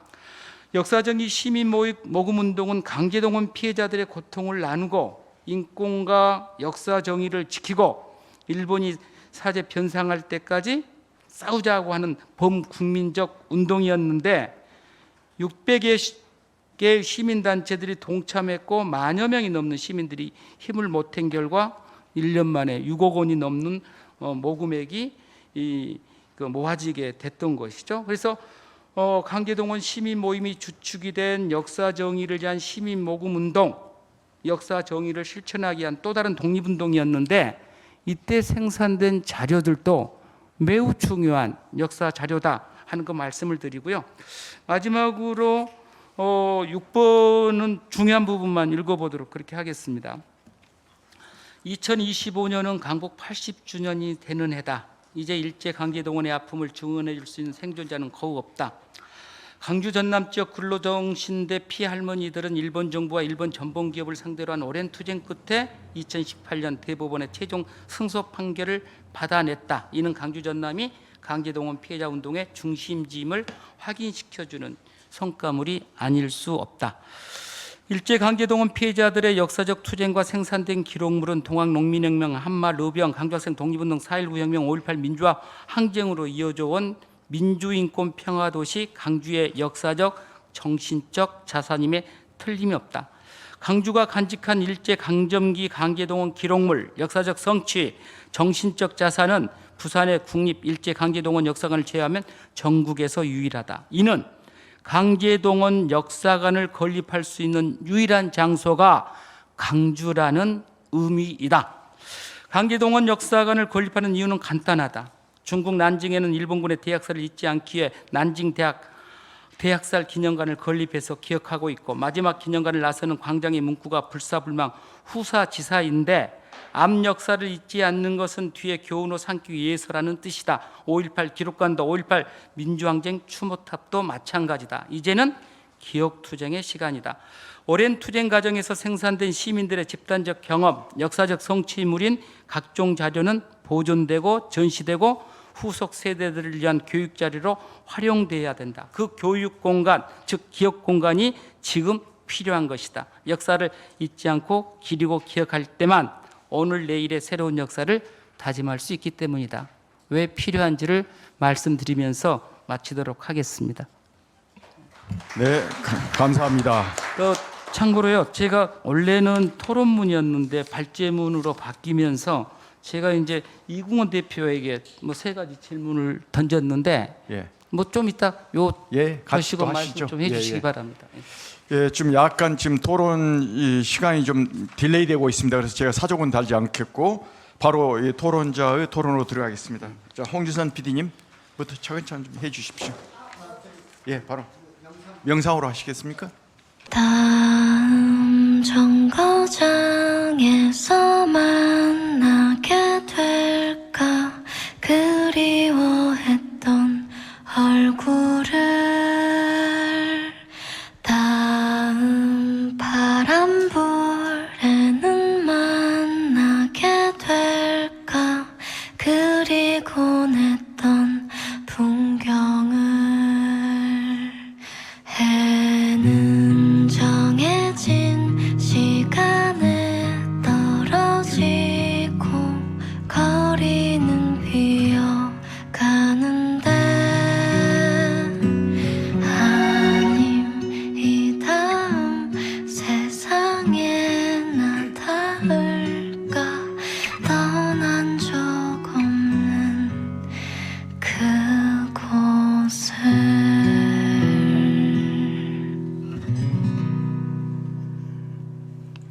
네, 제가 안녕하십니까, 광주 MBC 홍진선입니다. 뉴스에서 자주 배웠던 분들도 계시고요. 저는 그 99년부터 광주 MBC에서 일을 하기 시작해서 라디오와 뉴스를 통해서 꽤 이제 지역의 이야기에 굉장히 좀 천착해 있다, 잘 알고 있다고 생각을 했었습니다. 그러다가 한 6년 전이었던 것 같아요. 그때쯤에 이금주 할머니의 얘기를 그때야 처음 듣게 됐어요. 나 열심히 일한다고 했는데 이 동네 어르신들도 인터뷰를 통해서 많이 배웠다고 생각했는데 세상에 내가 이분을 모르고 있었구나라는 부끄러움과 죄스러움이 처음 이야기를 들었을 때 저를 그냥 압도했죠. 그리고 나서 바로 일제 강제동원 시민 모임에 그 할머니의 자료가 있다고 해서 두말 안 하고 갔어요. 저는 근데 일제 강제동원 시민 모임의 사무실이 그래도 좀 이렇게 왜냐하면 시민 모임이라고 하니까 그랬는데 정말 아시다시피 쌍천동의 그 작은 사무실에서 일을 하고 계시는 모습에 또 놀랐고, 그러니까 두 번째로 또 부끄러웠어요. 그리고 이래서 왔습니다 하고 했더니 할머니가 기록하셨던 기록물들을 보여주셨어요.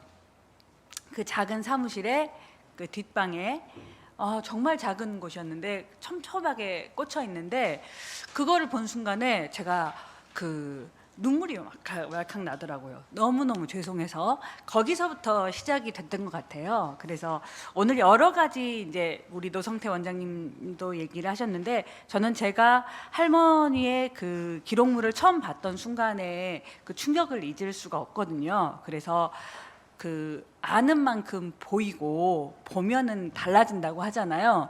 저는 일제 강제동원 시민 모임과 그리고 지금까지 우리가 인권을 위해 싸워왔던 그 모든 것들을 단번에 압도적으로 설명할 수 있는 자료가 저는 이금주 할머니의 자료라고 생각을 했어요. 그리고 좀 급박한 상황이었거든요.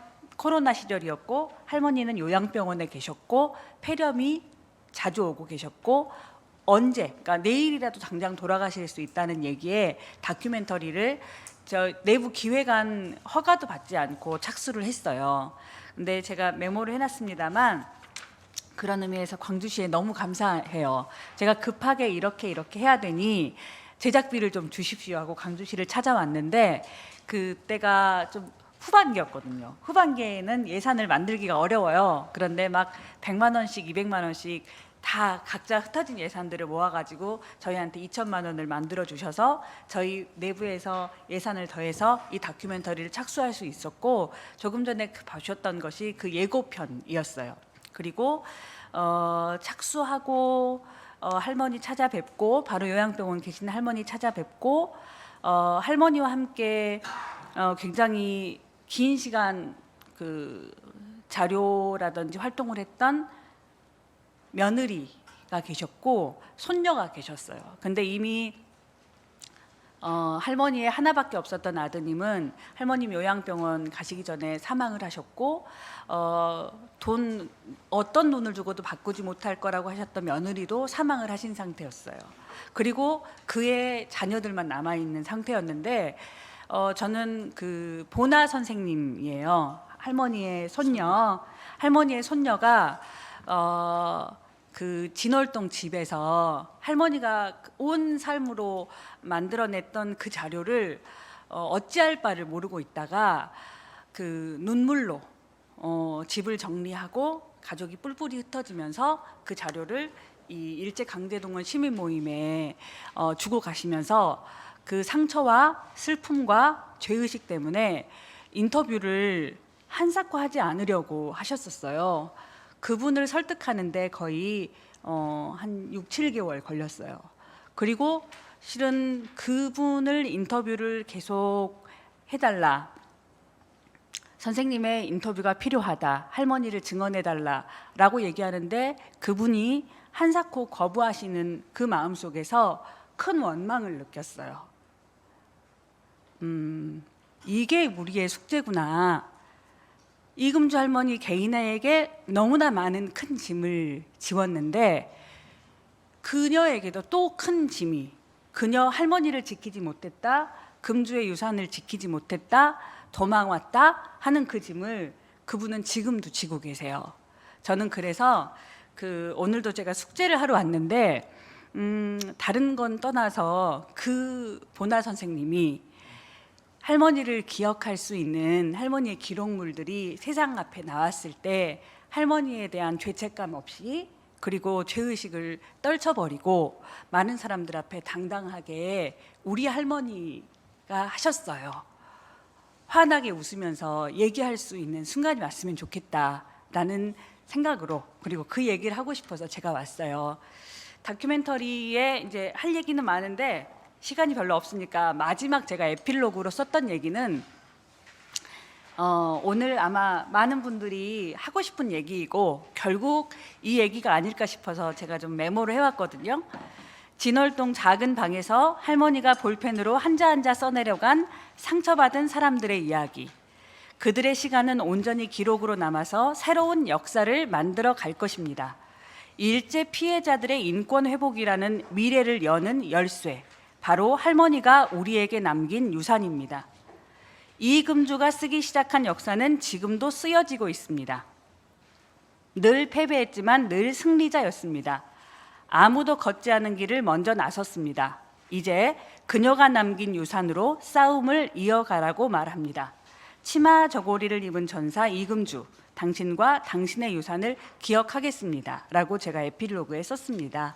아직도 그 숙제를 못하고 있어서 할머니의 기일이 될 때마다 차마 그 얼굴을 들 수가 없고 죄송스러운데요. 오늘 이 자리에서 이 숙제를 우리가 하고 또 제 아이들이, 또 우리의 아이들이 이런 할머니가 계셨다는 것을, 요즘 어른 김장아 경남 MBC에서 만들어서 전국적으로 히트를 치고 있지요. 제가 되게 죄송했던 게 그거였어요. 내가 실력이 나았으면 어른 김장아처럼 금주의 유산을 좀 전국에 알릴 수 있었을 텐데 죄송스럽다라는 생각을 하거든요. 우리한테는 더 큰 어른 이금주가 있었고 그녀가 남긴 유산이 있고 우리는 그 유산을 사용해야 합니다. 그런데 이제 대답을 하실 것 같은데 그 유산이 지금 상자에 담겨 있어요. 써야 됩니다. 예, 이상입니다. 네, 감사합니다. 김장하 어르신의 부분은 내가 볼 땐 타이밍이 딱 좋았고 금주 유산은 아마 타이밍이 조금 빨랐던 것이 아닌가 생각이 들어서 우리가 뭐 콘텐츠로 본다면 부족함이 없죠. 이게 이런 부분을 앞으로 계속적으로 만들어 나가도록 그렇게 하십시다. 자, 박수기 의원님 또 말씀을 좀 해주십시오. 네, 안녕하십니까. 시의원 박수기입니다. 제가 그동안 수많은 토론회를 함께 하고 있었는데요. 오늘처럼 좀 무겁고 뭔가 사명감이 드는 토론회는 처음인 것 같습니다. 이렇게 반드시 꼭 해야 되겠다는 생각도 조금 드는데 정말 큰 숙제를 받아가는 어떤 자리인 것 같습니다. 의미 있는 이런 토론회를 이렇게 처음 제안해 주시고 또 기획해 주시고 만들어가는데 함께 마음 모아주신 노성태 원장님, 정혜경 대표님, 그리고 이국원 이사장님, 안졸주 소장님께 감사드리고요. 홍진선 PD님 정말 대단한 일을 하신 것 같습니다. 네, 그리고 우리 강은순 과장님께도 감사의 말씀 드리겠습니다. 일제 강제동원 역사관 건립의 어떤 필요성이나 이런 부분들은 노성태 원장님의 발제문에서 충분하게 같이 함께 마음을 모으고 또 다들 동의하는 부분인 것 같아서 제 토론의 말씀은 자료집에서 나온 내용을 하고 조금만 뭐 더 말씀드리면 일단 첫 번째 무엇보다 강제동원 생존자가 정말 얼마 남지 않으셨구나. 그래서 정말 이렇게 그 뭔가 기록의 역사가 소멸 단계에 이르렀기 때문에 무엇보다 이건 시급한 과제다라는 생각이 좀 들고요. 그리고 그동안 광주에서 태평양 전쟁 희생자 광주 유적회 또 이금주 회장님을 비롯한 여러 또 시민사회단체들의 투쟁의 역사들이 결국엔 기록의 역사로 다시 또 만들어질 때가 되었다라는 생각이 듭니다. 그래서 기억 투쟁의 핵심 시작이 결국에는 역사관 건립이 아니겠는가 생각이 좀 들었습니다. 그리고 이런 역사관 건립의 전례가 또 부산에 2015년에 부산 국립일제강제동원 역사관이 건립된 것을 보고 이런 역사관 선곡적 운영 사례가 얼마만큼 지역 사회에 진실을 알리고 공유하는 데 필요할 것인가라는 것에 대해서 의미를 좀 가지는 것 같습니다. 그래서 광주 역사관 역시 우리 지역의 독특한 어떤 역사 투쟁의 역사를 담아냄으로써 일제 강원제 동원이라는 우리 민족의 아픔을 또다시 기억하고 또 수호하는 데 의미가 좀 있을 것 같다는 생각이 좀 들었습니다. 그리고 더 나아가 이제 이 정혜경 대표님 여러 가지 말씀 중에 유적에 대한 말씀하셨는데요. 그래서 역사 유적회도 함께 또 관심을 가져야 될 것 같고요. 그래서 이런 논의들도 함께 좀 필요할 것 같습니다. 특히 충장로나 금남로, 광주 구도심에는 이런 방치된 유적들이 원체 많기 때문에 그런 것들을 어떻게 함께 또 보존하고 이런 역사관 건립과 함께 결합시킬 것인가라는 것도 하나의 숙제일 것 같고요. 당연히 이렇게 우리 시도 그럴 것이고 시의회도 이런 역사 건립과 역사 유적에 대한 보존 그리고 기억 이런 거에 대해서 당연히 기억하고 계승하는 어떤 우리 광주가 선도적인 도시로서 자리 잡을 수 있도록 어떤 제도적으로 또는 뭐 어떤 이렇게 조례가 필요하면 조례로 또는 다른 뭐 이렇게 시와 함께 할 수 있는 것들이 있으면 또 거기서 또 나름의 할 수 있는 것들을 잘 찾아서 이런 광주가 정말 광주라는 어떤 이름에 걸맞게 정의로운 사회로서 이런 역사관 건립을 다시 한번 기억하고 선도해 가는데 역할을 할 수 있도록 시의회에서도 함께 주도적 역할을 하겠습니다. 고맙습니다. 네, 감사합니다. 자, 강 과장 빨리 말씀 좀 해주십시오. 예. 안녕하십니까. 광주시 민주보훈과장 강은순입니다. 오늘 이 토론회가 저에게는 참 많은 또 의미가 있는 자리인 것 같습니다. 그 몰랐던 부분도 좀 아픈 과거에 대한 역사에 대한 그런 인식을 하고 또 이렇게 공부도 할 수 있는 그런 자리였던 것 같습니다.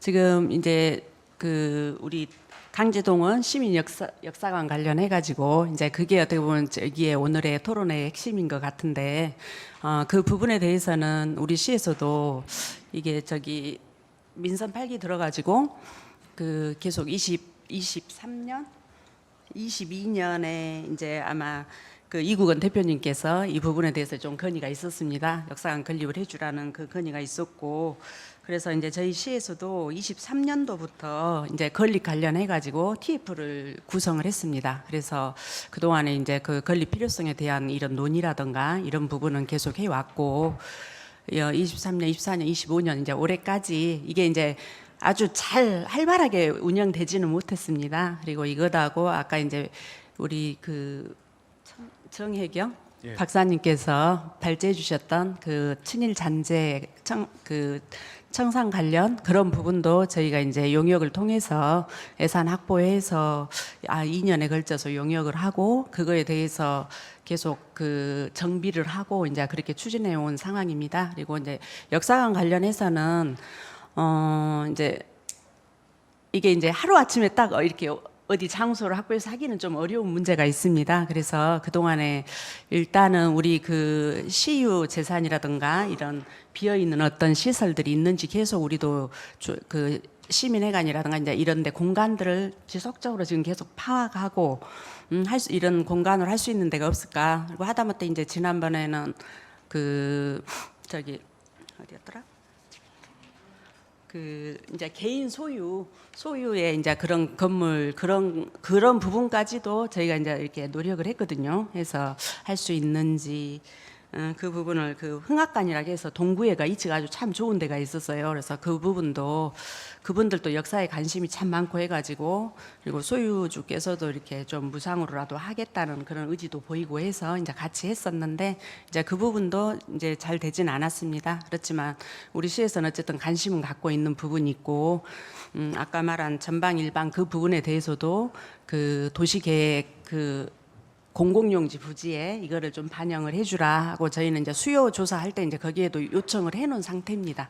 그래서 현재는 이제 막 직접적으로 막 적극적으로 되진 않지만 항상 관심 갖고 있고 앞으로 이제 그 위원회를 통해서 TF를 통해서 더욱 더 노력해서 잘 될 수 있도록 하겠습니다. 이상입니다. 네, 감사합니다. 여러분들께서 많이 지적을 하셨지만 제가 이제 저도 어때면 약간 발언을 좀 말씀을 드리고 싶은 거예요. 제가 2011년에 5.18 기록물을 유네스코 세계유산에 등재시키는데 제가 추진 단장을 했습니다. 그래서 사실 어쩌면 5.18을 전국화시키는데 좀 역할을 했는데 제가 이제 그 이후에 우리 근로정신대 시민모임의 자문위원장을 제가 한 5년 정도 했어요. 그래서 그 공간에 많이 갔었는데 그 공간에 가서 아까 홍 PD님께서 말씀하신 대로 이금주 회장님 내지는 등등의 자료들을 쭉 보면서 이게 세계기록유산은 깜이다. 즉 세계기록유산이라고 하는 것은 그 유일성, 온이원 딱 하나 있는 것을 생각을 하는 거거든요. 그리고 완결성 이런 것을 생각할 때 이금주 회장님이 직접 볼펜을 썼던 것, 펜으로 썼던 것 딱 유일하게 딱 하나 있는 것. 그래서 이 부분을 가지고 몇 차례 이야기를 해가지고 제가 유네스코까지 직접 갔어요. 이런 좋은 자료가 있는데 유네스코에 등재할 수 있겠느냐 했더니 유네스코 담당자들께서 이게 옛날에 우리가 위안부 기록물을 유네스코에 등재하려고 할 때 8개국이 신청을 했습니다. 그런데 일본에서 반대를 해가지고 그것이 안 됐거든요. 그래서 결국은 일본에서 반대를 하면서 유네스코의 규정이 바뀌었습니다. 옛날에 여러분이 알고 있다시피 유네스코 전체 예산의 한 반 정도는 미국이 됩니다. 그런데 미국이 어떻게 탈퇴를 하게 됐냐면은 유엔의 유네스코 회원에 이 팔레스타인이 들어오게 되니까 그것을 반대를 해가지고 유네스코에 탈퇴를 했어요. 그래가지고 미국이 빠져나가게 되니까 예산이 반이 떨어지게 되고 그 예산의 나머지 반의 또 반을 일본이 되고 있었어요. 근데 일본이 만약에 위안부 기록물을 유네스코에 등재하면 우리가 탈퇴를 하겠다 하니까 결국은 위안부 기록물도 안 되면서 유네스코 규정을 바뀌게 되는 겁니다. 그 상대국의 이의가 있으면은 바로 이걸 등재를 할 수 없다 하는 그 규정이 바뀌어지게 된 것이죠. 그래서 유네스코 담당자가 너무너무 좋은 자료인데 이게 일본하고 관계가 있기 때문에 일본에서 분명히 반대를 할 수밖에 없는 겁니다 하는 그런 제가 이런 경험이 있었거든요. 그래서 사실 그때 보면 광주에 다른 것과는 몰라도 이 유일하게 있는 이 자료입니다. 이 자료는 어떤 세계에서 유일할 수 있는 자료이기 때문에 이런 자료들이 많은 사람들이 볼 수 있고 또 많은 학생들이 또 어때면 아까 말씀하셨다시피 번화가 직접 와서 볼 수 있는 이런 공간들을 나는 시급히 만들어야 된다고 생각이 됩니다. 이거 어때면 클 필요도 없어요. 내가 볼 때는 불과 한 100평, 한 200평 이 정도면 충분합니다 이게. 그런데 그것이 안 되고 있다는 것 자체가 사실 대단히 아쉽습니다. 그래서 저는 이 정도로 말씀을 마치기로 하고요. 지금 뭐 어때면 발제자들이 이렇게 논란을 거칠 필요는 별로 없을 것 같습니다. 그래서 혹시 이 플로어에 계신 여러분들의 이야기가 또 좋은 이야기가 있을 것 같으니까 그 이야기를 좀 들어보면서 하나하나 좀 정리를 해보기로 하겠습니다. 자, 먼저 이제 피해자 유족으로 오신 두 분의 이야기를 좀 들어보고 또 진행을 해보기로 하시죠. 예. 감사합니다. 방금 앞서 우리 광주에 역사하고 일제강제 동원 역사관에 대해서 어째서 광주가 역사관이 설립되었는가에 해서 말씀하셔서 그 말씀은 다 모두가 알으시라 생각합니다. 제 나이에 7살의 아버지가 군대 일본을 가셔서 돌아가신 제가 지금 저는 제 아들입니다. 광주가 왜 늦은 것이 저는 좀 아쉬운 점이 있는 것은 지금 저 대전이나 전라북도 군산이나 또 전라남도 목포나 이렇게 가보면 흔적의 건물이 좀 있고 그 역사관이 더 있고 또 부산은 우리 저 일제 강점기 출발지입니다. 거기서 그래서 이제 역사관을 진지한 이제 몇 년 안 됐어요. 그게 됐는데 유난히 지금 강주가 지금 그렇게 없는 것이 아쉬웠었는데 늦었으나마 오늘 이렇게 발표하는 데 대해서 너무너무 감사하고 기대가 됩니다. 그래서 이 추진이 꼭 실현이 되어서 우리 후손들이 이 역사가 내 생으로는 일제 강점기 역사가 제일 크지 않냐 이렇게 생각합니다. 왜냐? 우리나라가 힘이 없어서 일본군에게 그렇게 수만 명이 목숨을 잃고 일본에 그래서 희생을 안 당했습니까? 그래서 그 원한은 한없이 나로서는 참 원통 원망하는 이런 마음이거든요. 그래서 앞서 얘기한 바와 같이 다행히 이렇게 시나 우리 또 모든 관계자분들께서 이렇게 추진해 주는 데서 제일로 감사하다는 말씀을 듣고 일러서 말씀을 마감하겠습니다. 감사합니다. 이미 벌써 말씀을 하셨지만 시 담당 과장께서 또 시 의원님께서 이 부분 관찰하시겠다고 약속을 했습니다. 그러니까 아마도 충분히 될 것 같습니다. 감사합니다. 또 다른 분들이 또 말씀 좀 더 들어보기로 하겠습니다.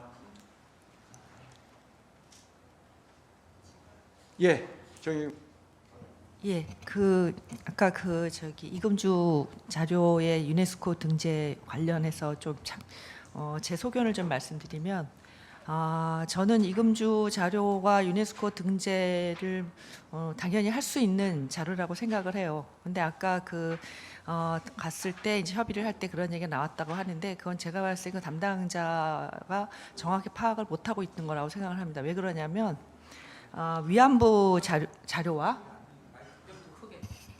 자료와 이 자료는 에서 그 일본의 대응을 우리가 예상할 수 있는 부분은 전혀 다릅니다.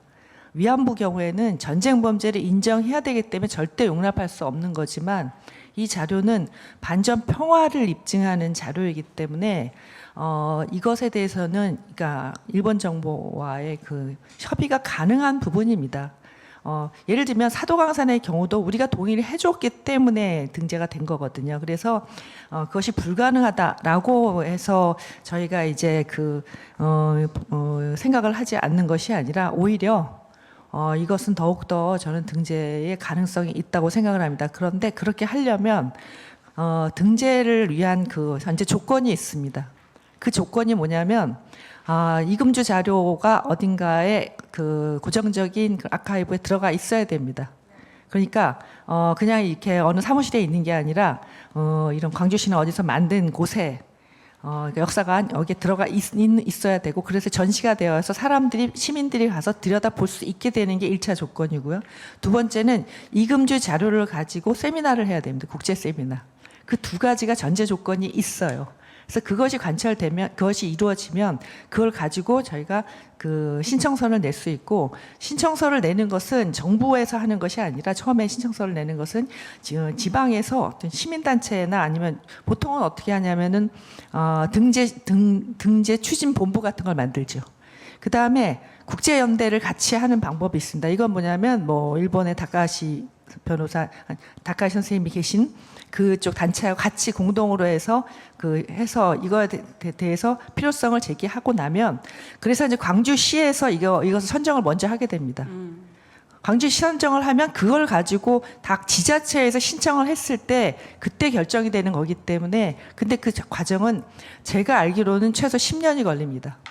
그러니까 지금에서 바로 그것을 된다라는 생각을 하지는 않지만 저희가 큰 그림을 그려서 이것을 10년에 걸쳐서 우리가 한다. 그러면 첫 번째 단계에서는 이금주 역사관을 먼저 만든다. 강제동원 역사관을 먼저 만든다. 여기에서 출발을 해야 되는 거고요. 그 다음에 이금주 자료의 경우에는 기록물의 양이 지금 이제 국가기록원이 가지고 있는 고 김광렬 기록물하고 비견될 만해요. 근데 그 김광렬 기록물 국가기록원에서 기증 받았을 때 지금 문서 자료는 어느 정도 정리했지만 동영상과 사진은 아직도 정리를 다 못했습니다. 2017년에 기증을 받았는데요. 그 정도로 방대합니다. 그렇기 때문에 이 자료도 마찬가지로 동영상이나 그 비문헌 자료가 상당히 많거든요. 그래서 이것을 어디 이제 기록관을 만든다고 하면 바로 오픈해서 전시할 수 있는 부분은 이제 바로 오는 것은 아니기 때문에 최소 7, 8년 동안에 걸쳐서 이것을 이제 분석하고 정리하고 하는 작업을 한다라고 하는 것을 전제로 하면서 큰 그림을 좀 그리신다면 굉장히 좀 좋은 결과를 가져오지 않겠는가 생각을 합니다. 그다음에 여러 분들께서 말씀하셨지만 이제 남는 것은 우리가 기억밖에는 없어요. 근데 기억을 하기 위해서는 자료가 필요한 것이고, 그리고 기억을 하지 못하면 이제 거의 바보가 되는 거죠. 그렇기 때문에 기억을 위해서 이것은 절실한 문제입니다. 그러니까 이거 자체가 선택을 해, 이걸 뭐 해도 되고 안 해도 되고 이게 아니라 이것을 하지 않으면 우리가 그걸 기억할 수 없게 되고, 그렇게 되면 과거의 이런 아픔을 해서 아픔을 잊어버리기 때문에 앞으로 나아갈 수 없다는 그런 절박감을 좀 가지고 저희가 생각을 하면 좋겠습니다. 예, 감사합니다. 예, 홍 PD님. 네. 여기에 이제 앉아 계시는 분들이 사실은 여기까지 이 일이 오도록 한 걸음 한 걸음 다들 그 힘을 보태주신 분들이라고 생각하고, 여기에 안 계신 분들도 또 많고요. 예. 동지들이 많은데, 실은 이국원 대표님께서 시민들과 함께 감당해오는 그 마음의 짐이라든지 무게가 있잖아요. 이거를 하지 못했기 때문에, 하지 못하고 있는 마음의 짐이 굉장히 크실 거라고 생각해요. 그래서 그 짐을 이제는 나눠져야 된다라는 생각을 하고, 저 같은 경우에 제가 어느 날 갑자기 이 금주의 유산을 만들게 된 게 아니었어요. 제 얘기를 한다면, 그러니까 저희 선배들부터 이금주 회장님을 쭉 뉴스를 통해서 취재를 하고 계셨고, 할머니의 기록들을 알고 계셨어요.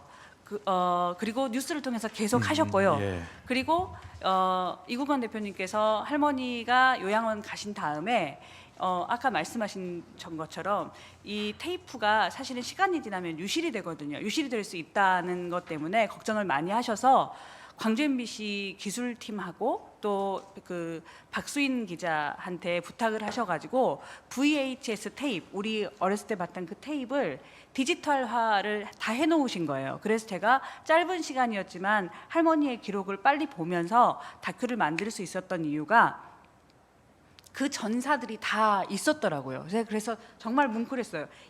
내가 이 다큐멘터리를 하려고 하는데 이거 혹시 디지털화 돼 있어요? 그랬더니 이미 되어 있는 거예요.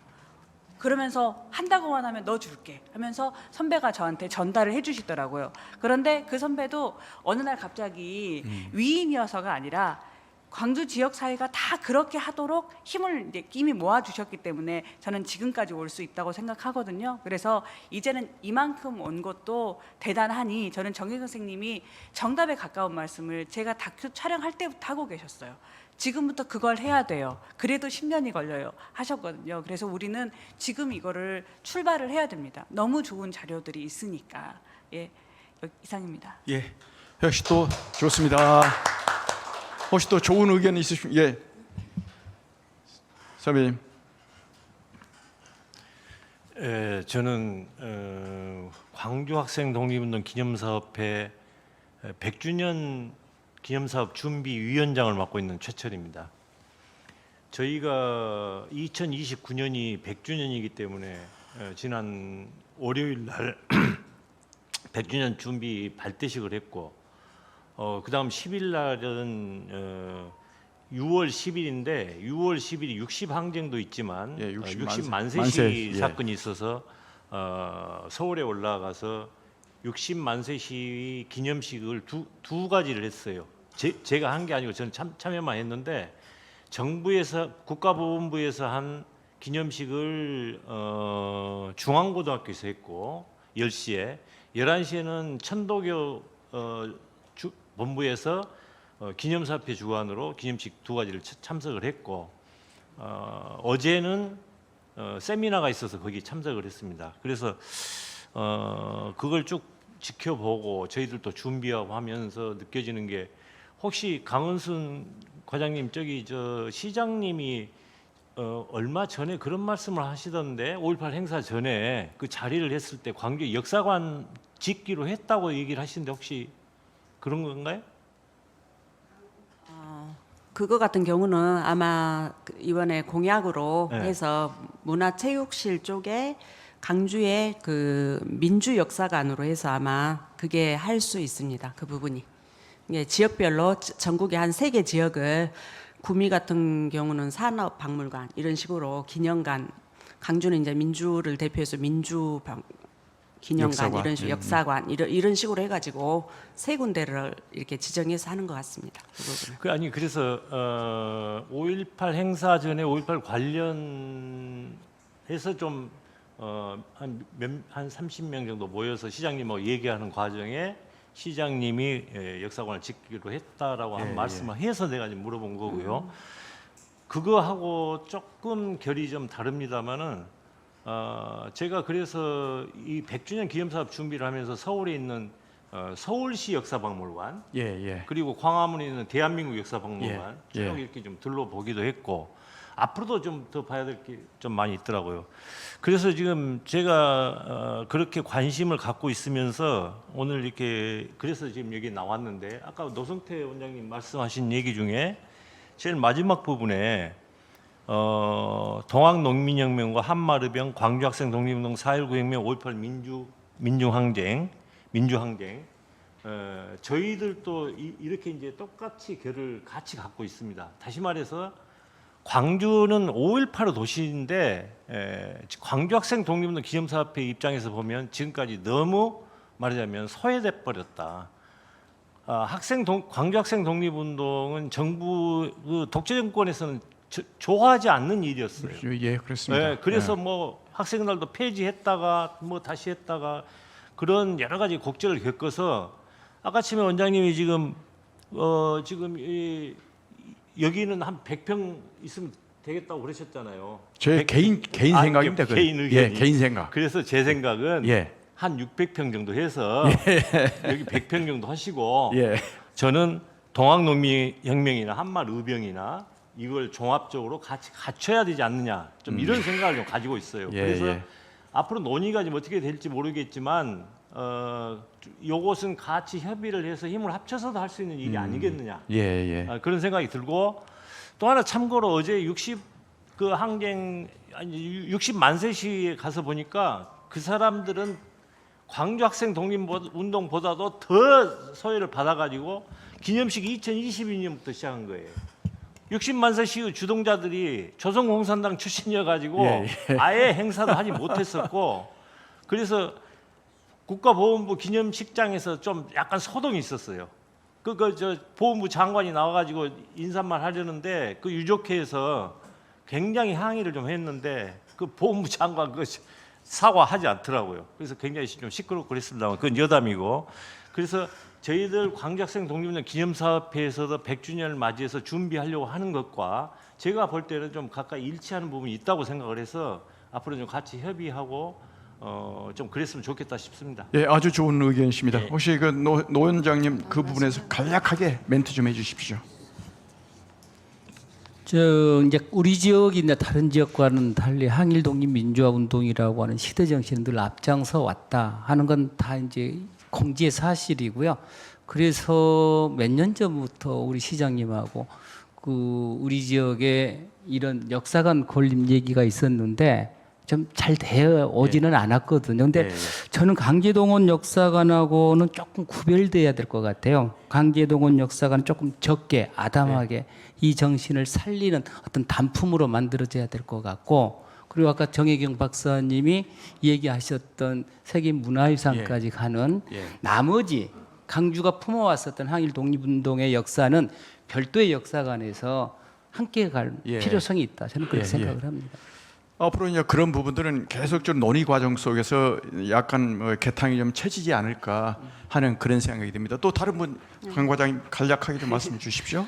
저희도 이제 그 부분에 대해서는 독립, 호국 아까 말씀하신 대로 민주까지 전체적으로 포괄하는 어떤 역사관이라든가 그런 기념관을 지금 기획하고 있는 거거든요. 큰 방향은 사실은 어떤 단체라든가 이런 개별적인 어떤 기념관보다는 이렇게 크게 규모 있게 해서 거기에 역사를 전체를 좀 담아서 그 어떤 분관 형식으로 하나하나의 독립적인 또 공간을 그 안에서 줘도 되는 거잖아요. 그래서 그런 부분으로 좀 검토를 할 필요성이 있다고 보고 있고, 그리고 그 아까 말씀드린 국립 그 일제강제동원 기념관이 부산에 있다고 아까 554억 원을 들여서 했다고 했는데, 그 사업 같은 경우는 행안부에서 전액 국비로 해서 추진한 사업입니다. 그래서 저희도 이제 이 강제동원 역사관을 단독적으로 이렇게 계속 하나로 이렇게 가야 된다 한다면 좀 장기적인 과제로 해서 행안부에 우리 그런 광주에 그런 분관을 하나 국비로 해서 지어주라 하고 이렇게 적극적으로 같이 다 함께 지역사회가 대응해서 하면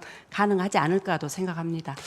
자, 저기 이제 저 어떻게 보면은 광주시 입장에서는 또 이제 큰 규모 이걸 생각을 하고 계시는데, 이제 그런 역사관이나 박물관이나 이런 부분에서 전국 상황 또는 일본 세계 상황을 좀 많이 알고 계시는 우리 정혜경 박사님께서 그런 부분을 어떤 것이 좋을 것인지, 어떤 것이 바람직할 것인지 간략하게 말씀 좀 주시면 좋겠습니다. 그게 뭐 지역 그 나라마다 또 이제 특성은 있기 때문에 이제 뭐 크게 해서 이렇게 지금 말씀하신 대로 이렇게 나눠서 분간 형식으로 갈 수도 있고, 그런데 최근에 이제 있는 그 사례를 좀 말씀드리면 경기도에서 이제 이 강제동원 이 부분을 역사관을 만들려고 하는데 방향을 잡은 것은 뭐냐면 강제동원 독립기념관이었어요. 아니, 경기도 독립기념관이었어요. 그러니까 예전에는 그 부산 역사관을 만들 때요, 제가 그거 추진할 때 천안의 독립기념관에 트라이 했을 때 거기서 뭐라고 했냐면 우리는 부역자들하고 같이 갈 수 없다, 그렇게 워딩이 그렇게 나왔었거든요, 이사회에서. 그런데 지금은 어떻게 바뀌었냐면 이것도 독립운동하고 연계가 없는 것도 아니고 같은 또 순환의 역사니까. 그다음에 아까 말씀드린 인천 부평 조병창은 무기 제조 기술을 익히기 위해서 거기 잠입했다가 잡혀서 독립유공자가 되신 분이 5분이 계세요. 그러니까 다시 말씀드리면 일제전쟁 유적과 독립운동 유적은 또 같이 오버랩되는 부분도 있습니다. 그래서 경기도에서는 추진하는 것이 경기도 독립기념관에다가 이쪽을 같이 해서 2개가 같이 들어가는 걸로 하고 있는데, 저는 무엇보다도 같이 선행이 돼야 될 건 뭐냐면 조례를 먼저 만드는 거라고 생각을 해요. 그 경남도에서도 이걸 트라이를 하다가 조례를 제정을 하다가 거기서 막혀가지고 주저앉았어요. 근데 그러고 나서 경기도에서도 지금 조례를 제정 중인데 아직은 지금 되지는 않았는데요. 먼저 조례를 만들어서 여기에 대해서 이제 만들 수 있다는 근거를 만든 다음에 그 다음에 이것을 이제 중앙에 있는 저 부산 거하고 연계를 시키느냐 아니면 여기서 독자적으로 하느냐, 이런 부분들은 그 다음 단계에서 충분히 논의를 할 수 있는 공청회를 연다던가 시민 토론회를 연다던가 여러 가지 방법에서 가능하리라고 생각을 합니다. 근데 그것이 뭐 이걸 독자적으로 꼭 하는 것이 좋다 아니면 연계해서 하는 것이 좋다 이런 부분으로 이렇게 구별돼서 할 수는 없지만, 저는 개인적으로는 독자적인 것도 필요하지만 그 지역의 역사성을 또 반영을 해서 이렇게 전체적인 큰 틀거리에서 그 광주의 역사를 같이 볼 수 있는 거에서 할 수 있는 방법도 있다고 봐요. 그런데 지금 가지고 있는 이금주 자료의 경우에는 그 범주는 좀 넘어서는 부분입니다. 그러니까 광주라고 하는 영역을 좀 넘어서는 부분이에요. 그래서 아까 제가 세계 기록문 유산을 할 때도 일본하고 연계를 해야 된다고 했는데, 일본에서 이 후송을 할 때 같이 관여했던 단체가 또는 관여했던 사람이 한두 사람이 아니에요. 그렇기 때문에 굉장히 글로벌하게 이것은 진행이 됐었거든요. 그래서 이건 이미 광주라는 영역을 넘어서서 한일 간의 역사고, 그다음에 어떻게 보면 동아시아의 반전 평화의 역사이기 때문에 그 점에서는 좀 독립적, 독자적인 그런 공간이 필요하지 않겠나 하는 생각도 하게 됩니다. 간단하게 한마디만 할게요. 예.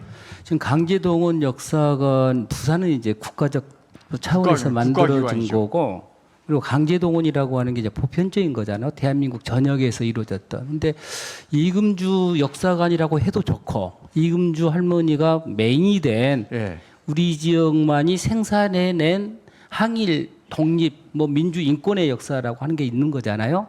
이거는 아주 간단하게 조그만하게 2층이어도 좋고, 아까 뭐 위원장님께서는 100평도 말씀하셨는데, 국가 차원이 아닌 조금 아담한, 그러나 그 정신을 계속해서 이어가고 개성할 수 있는 그런 공간으로 독립적으로 만들어진 것이 나는 옳다. 그리고 아까 말씀드렸던 나머지 한마을, 의병, 통학, 그 다음에 3.1운동, 강주학생 독립운동, 해방 이후의 민주화운동은 큰 틀에서 강주의 민주주의 역사관으로 이렇게 가는 것이 옳다 이렇게 생각을 합니다.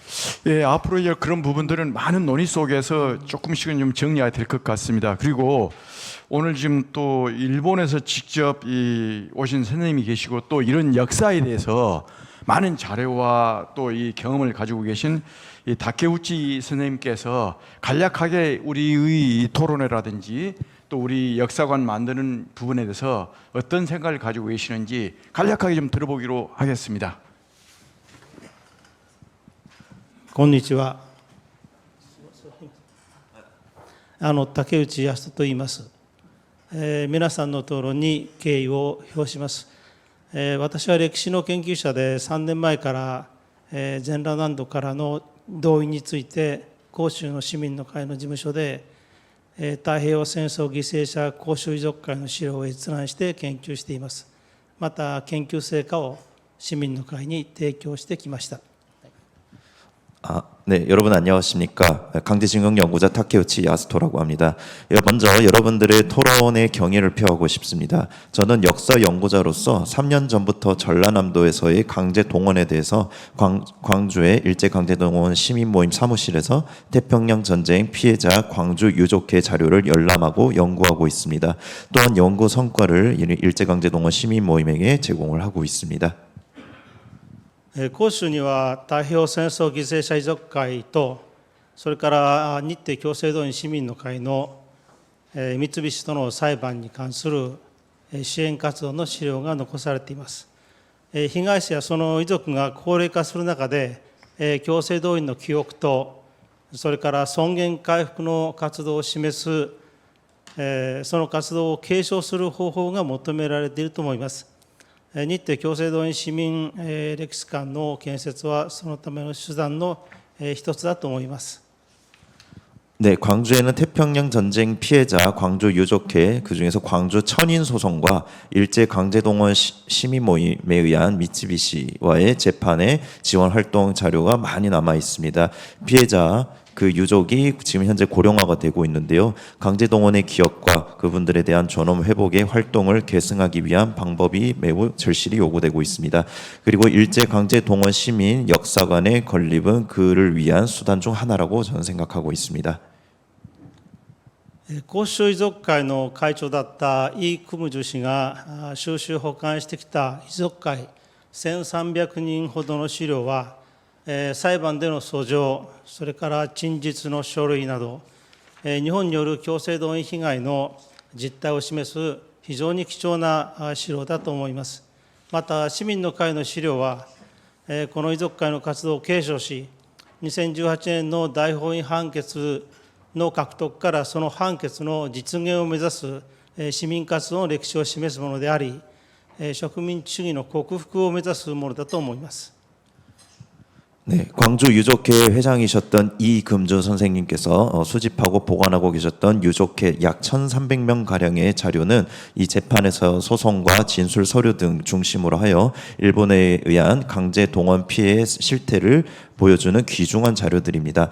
또한 일제강제동원 시민 모임에 보관되어 있는 이 자료들은 이 유족회의 활동을 계승하고 2018년도에 있었던 대법원 판결 획득으로부터 그 판결의 실현을 지향하는 시민 활동의 역사를 보여주는 것이며 나아가 식민지주의 극복을 목표로 하는 것이라고 저는 생각하고 있습니다. その資料を展示し整理する作業、そして市民の財産とする作業は植民地支配に抵抗しその被害、その尊厳の回復を目指す活動を市民社会が共有していくことだと思います。総じて植民地主義を克服し人権と平和を実現しそれを基礎として国際友好の実現を目指すものだと思います。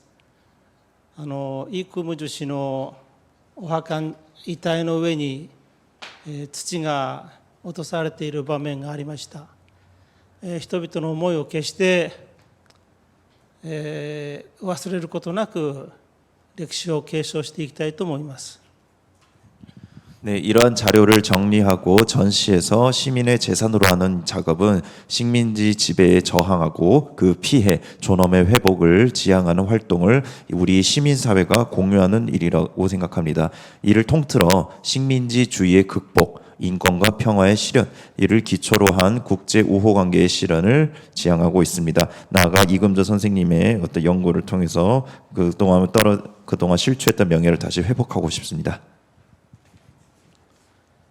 この歴史館が、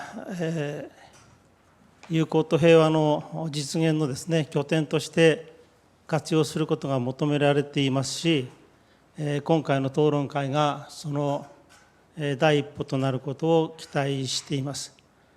強制動員については、真相の究明、尊厳の回復、記憶の継承が未解決のままです。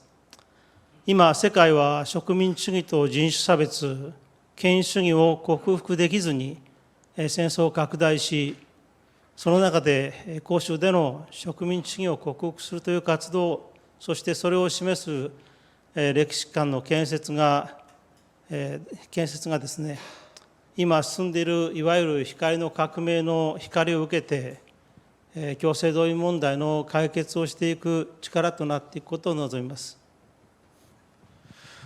이 역사관이 그 거점으로 작용하여 활용되는 것이 요구되고 있으며 이번 토론회에서 그 한 걸음을 나아갈 것을 기대하고 있습니다. 강제동원에 대해서는 진상규명, 존엄 회복, 기억의 계승이 아직 미해결인 상태로 남아 있습니다.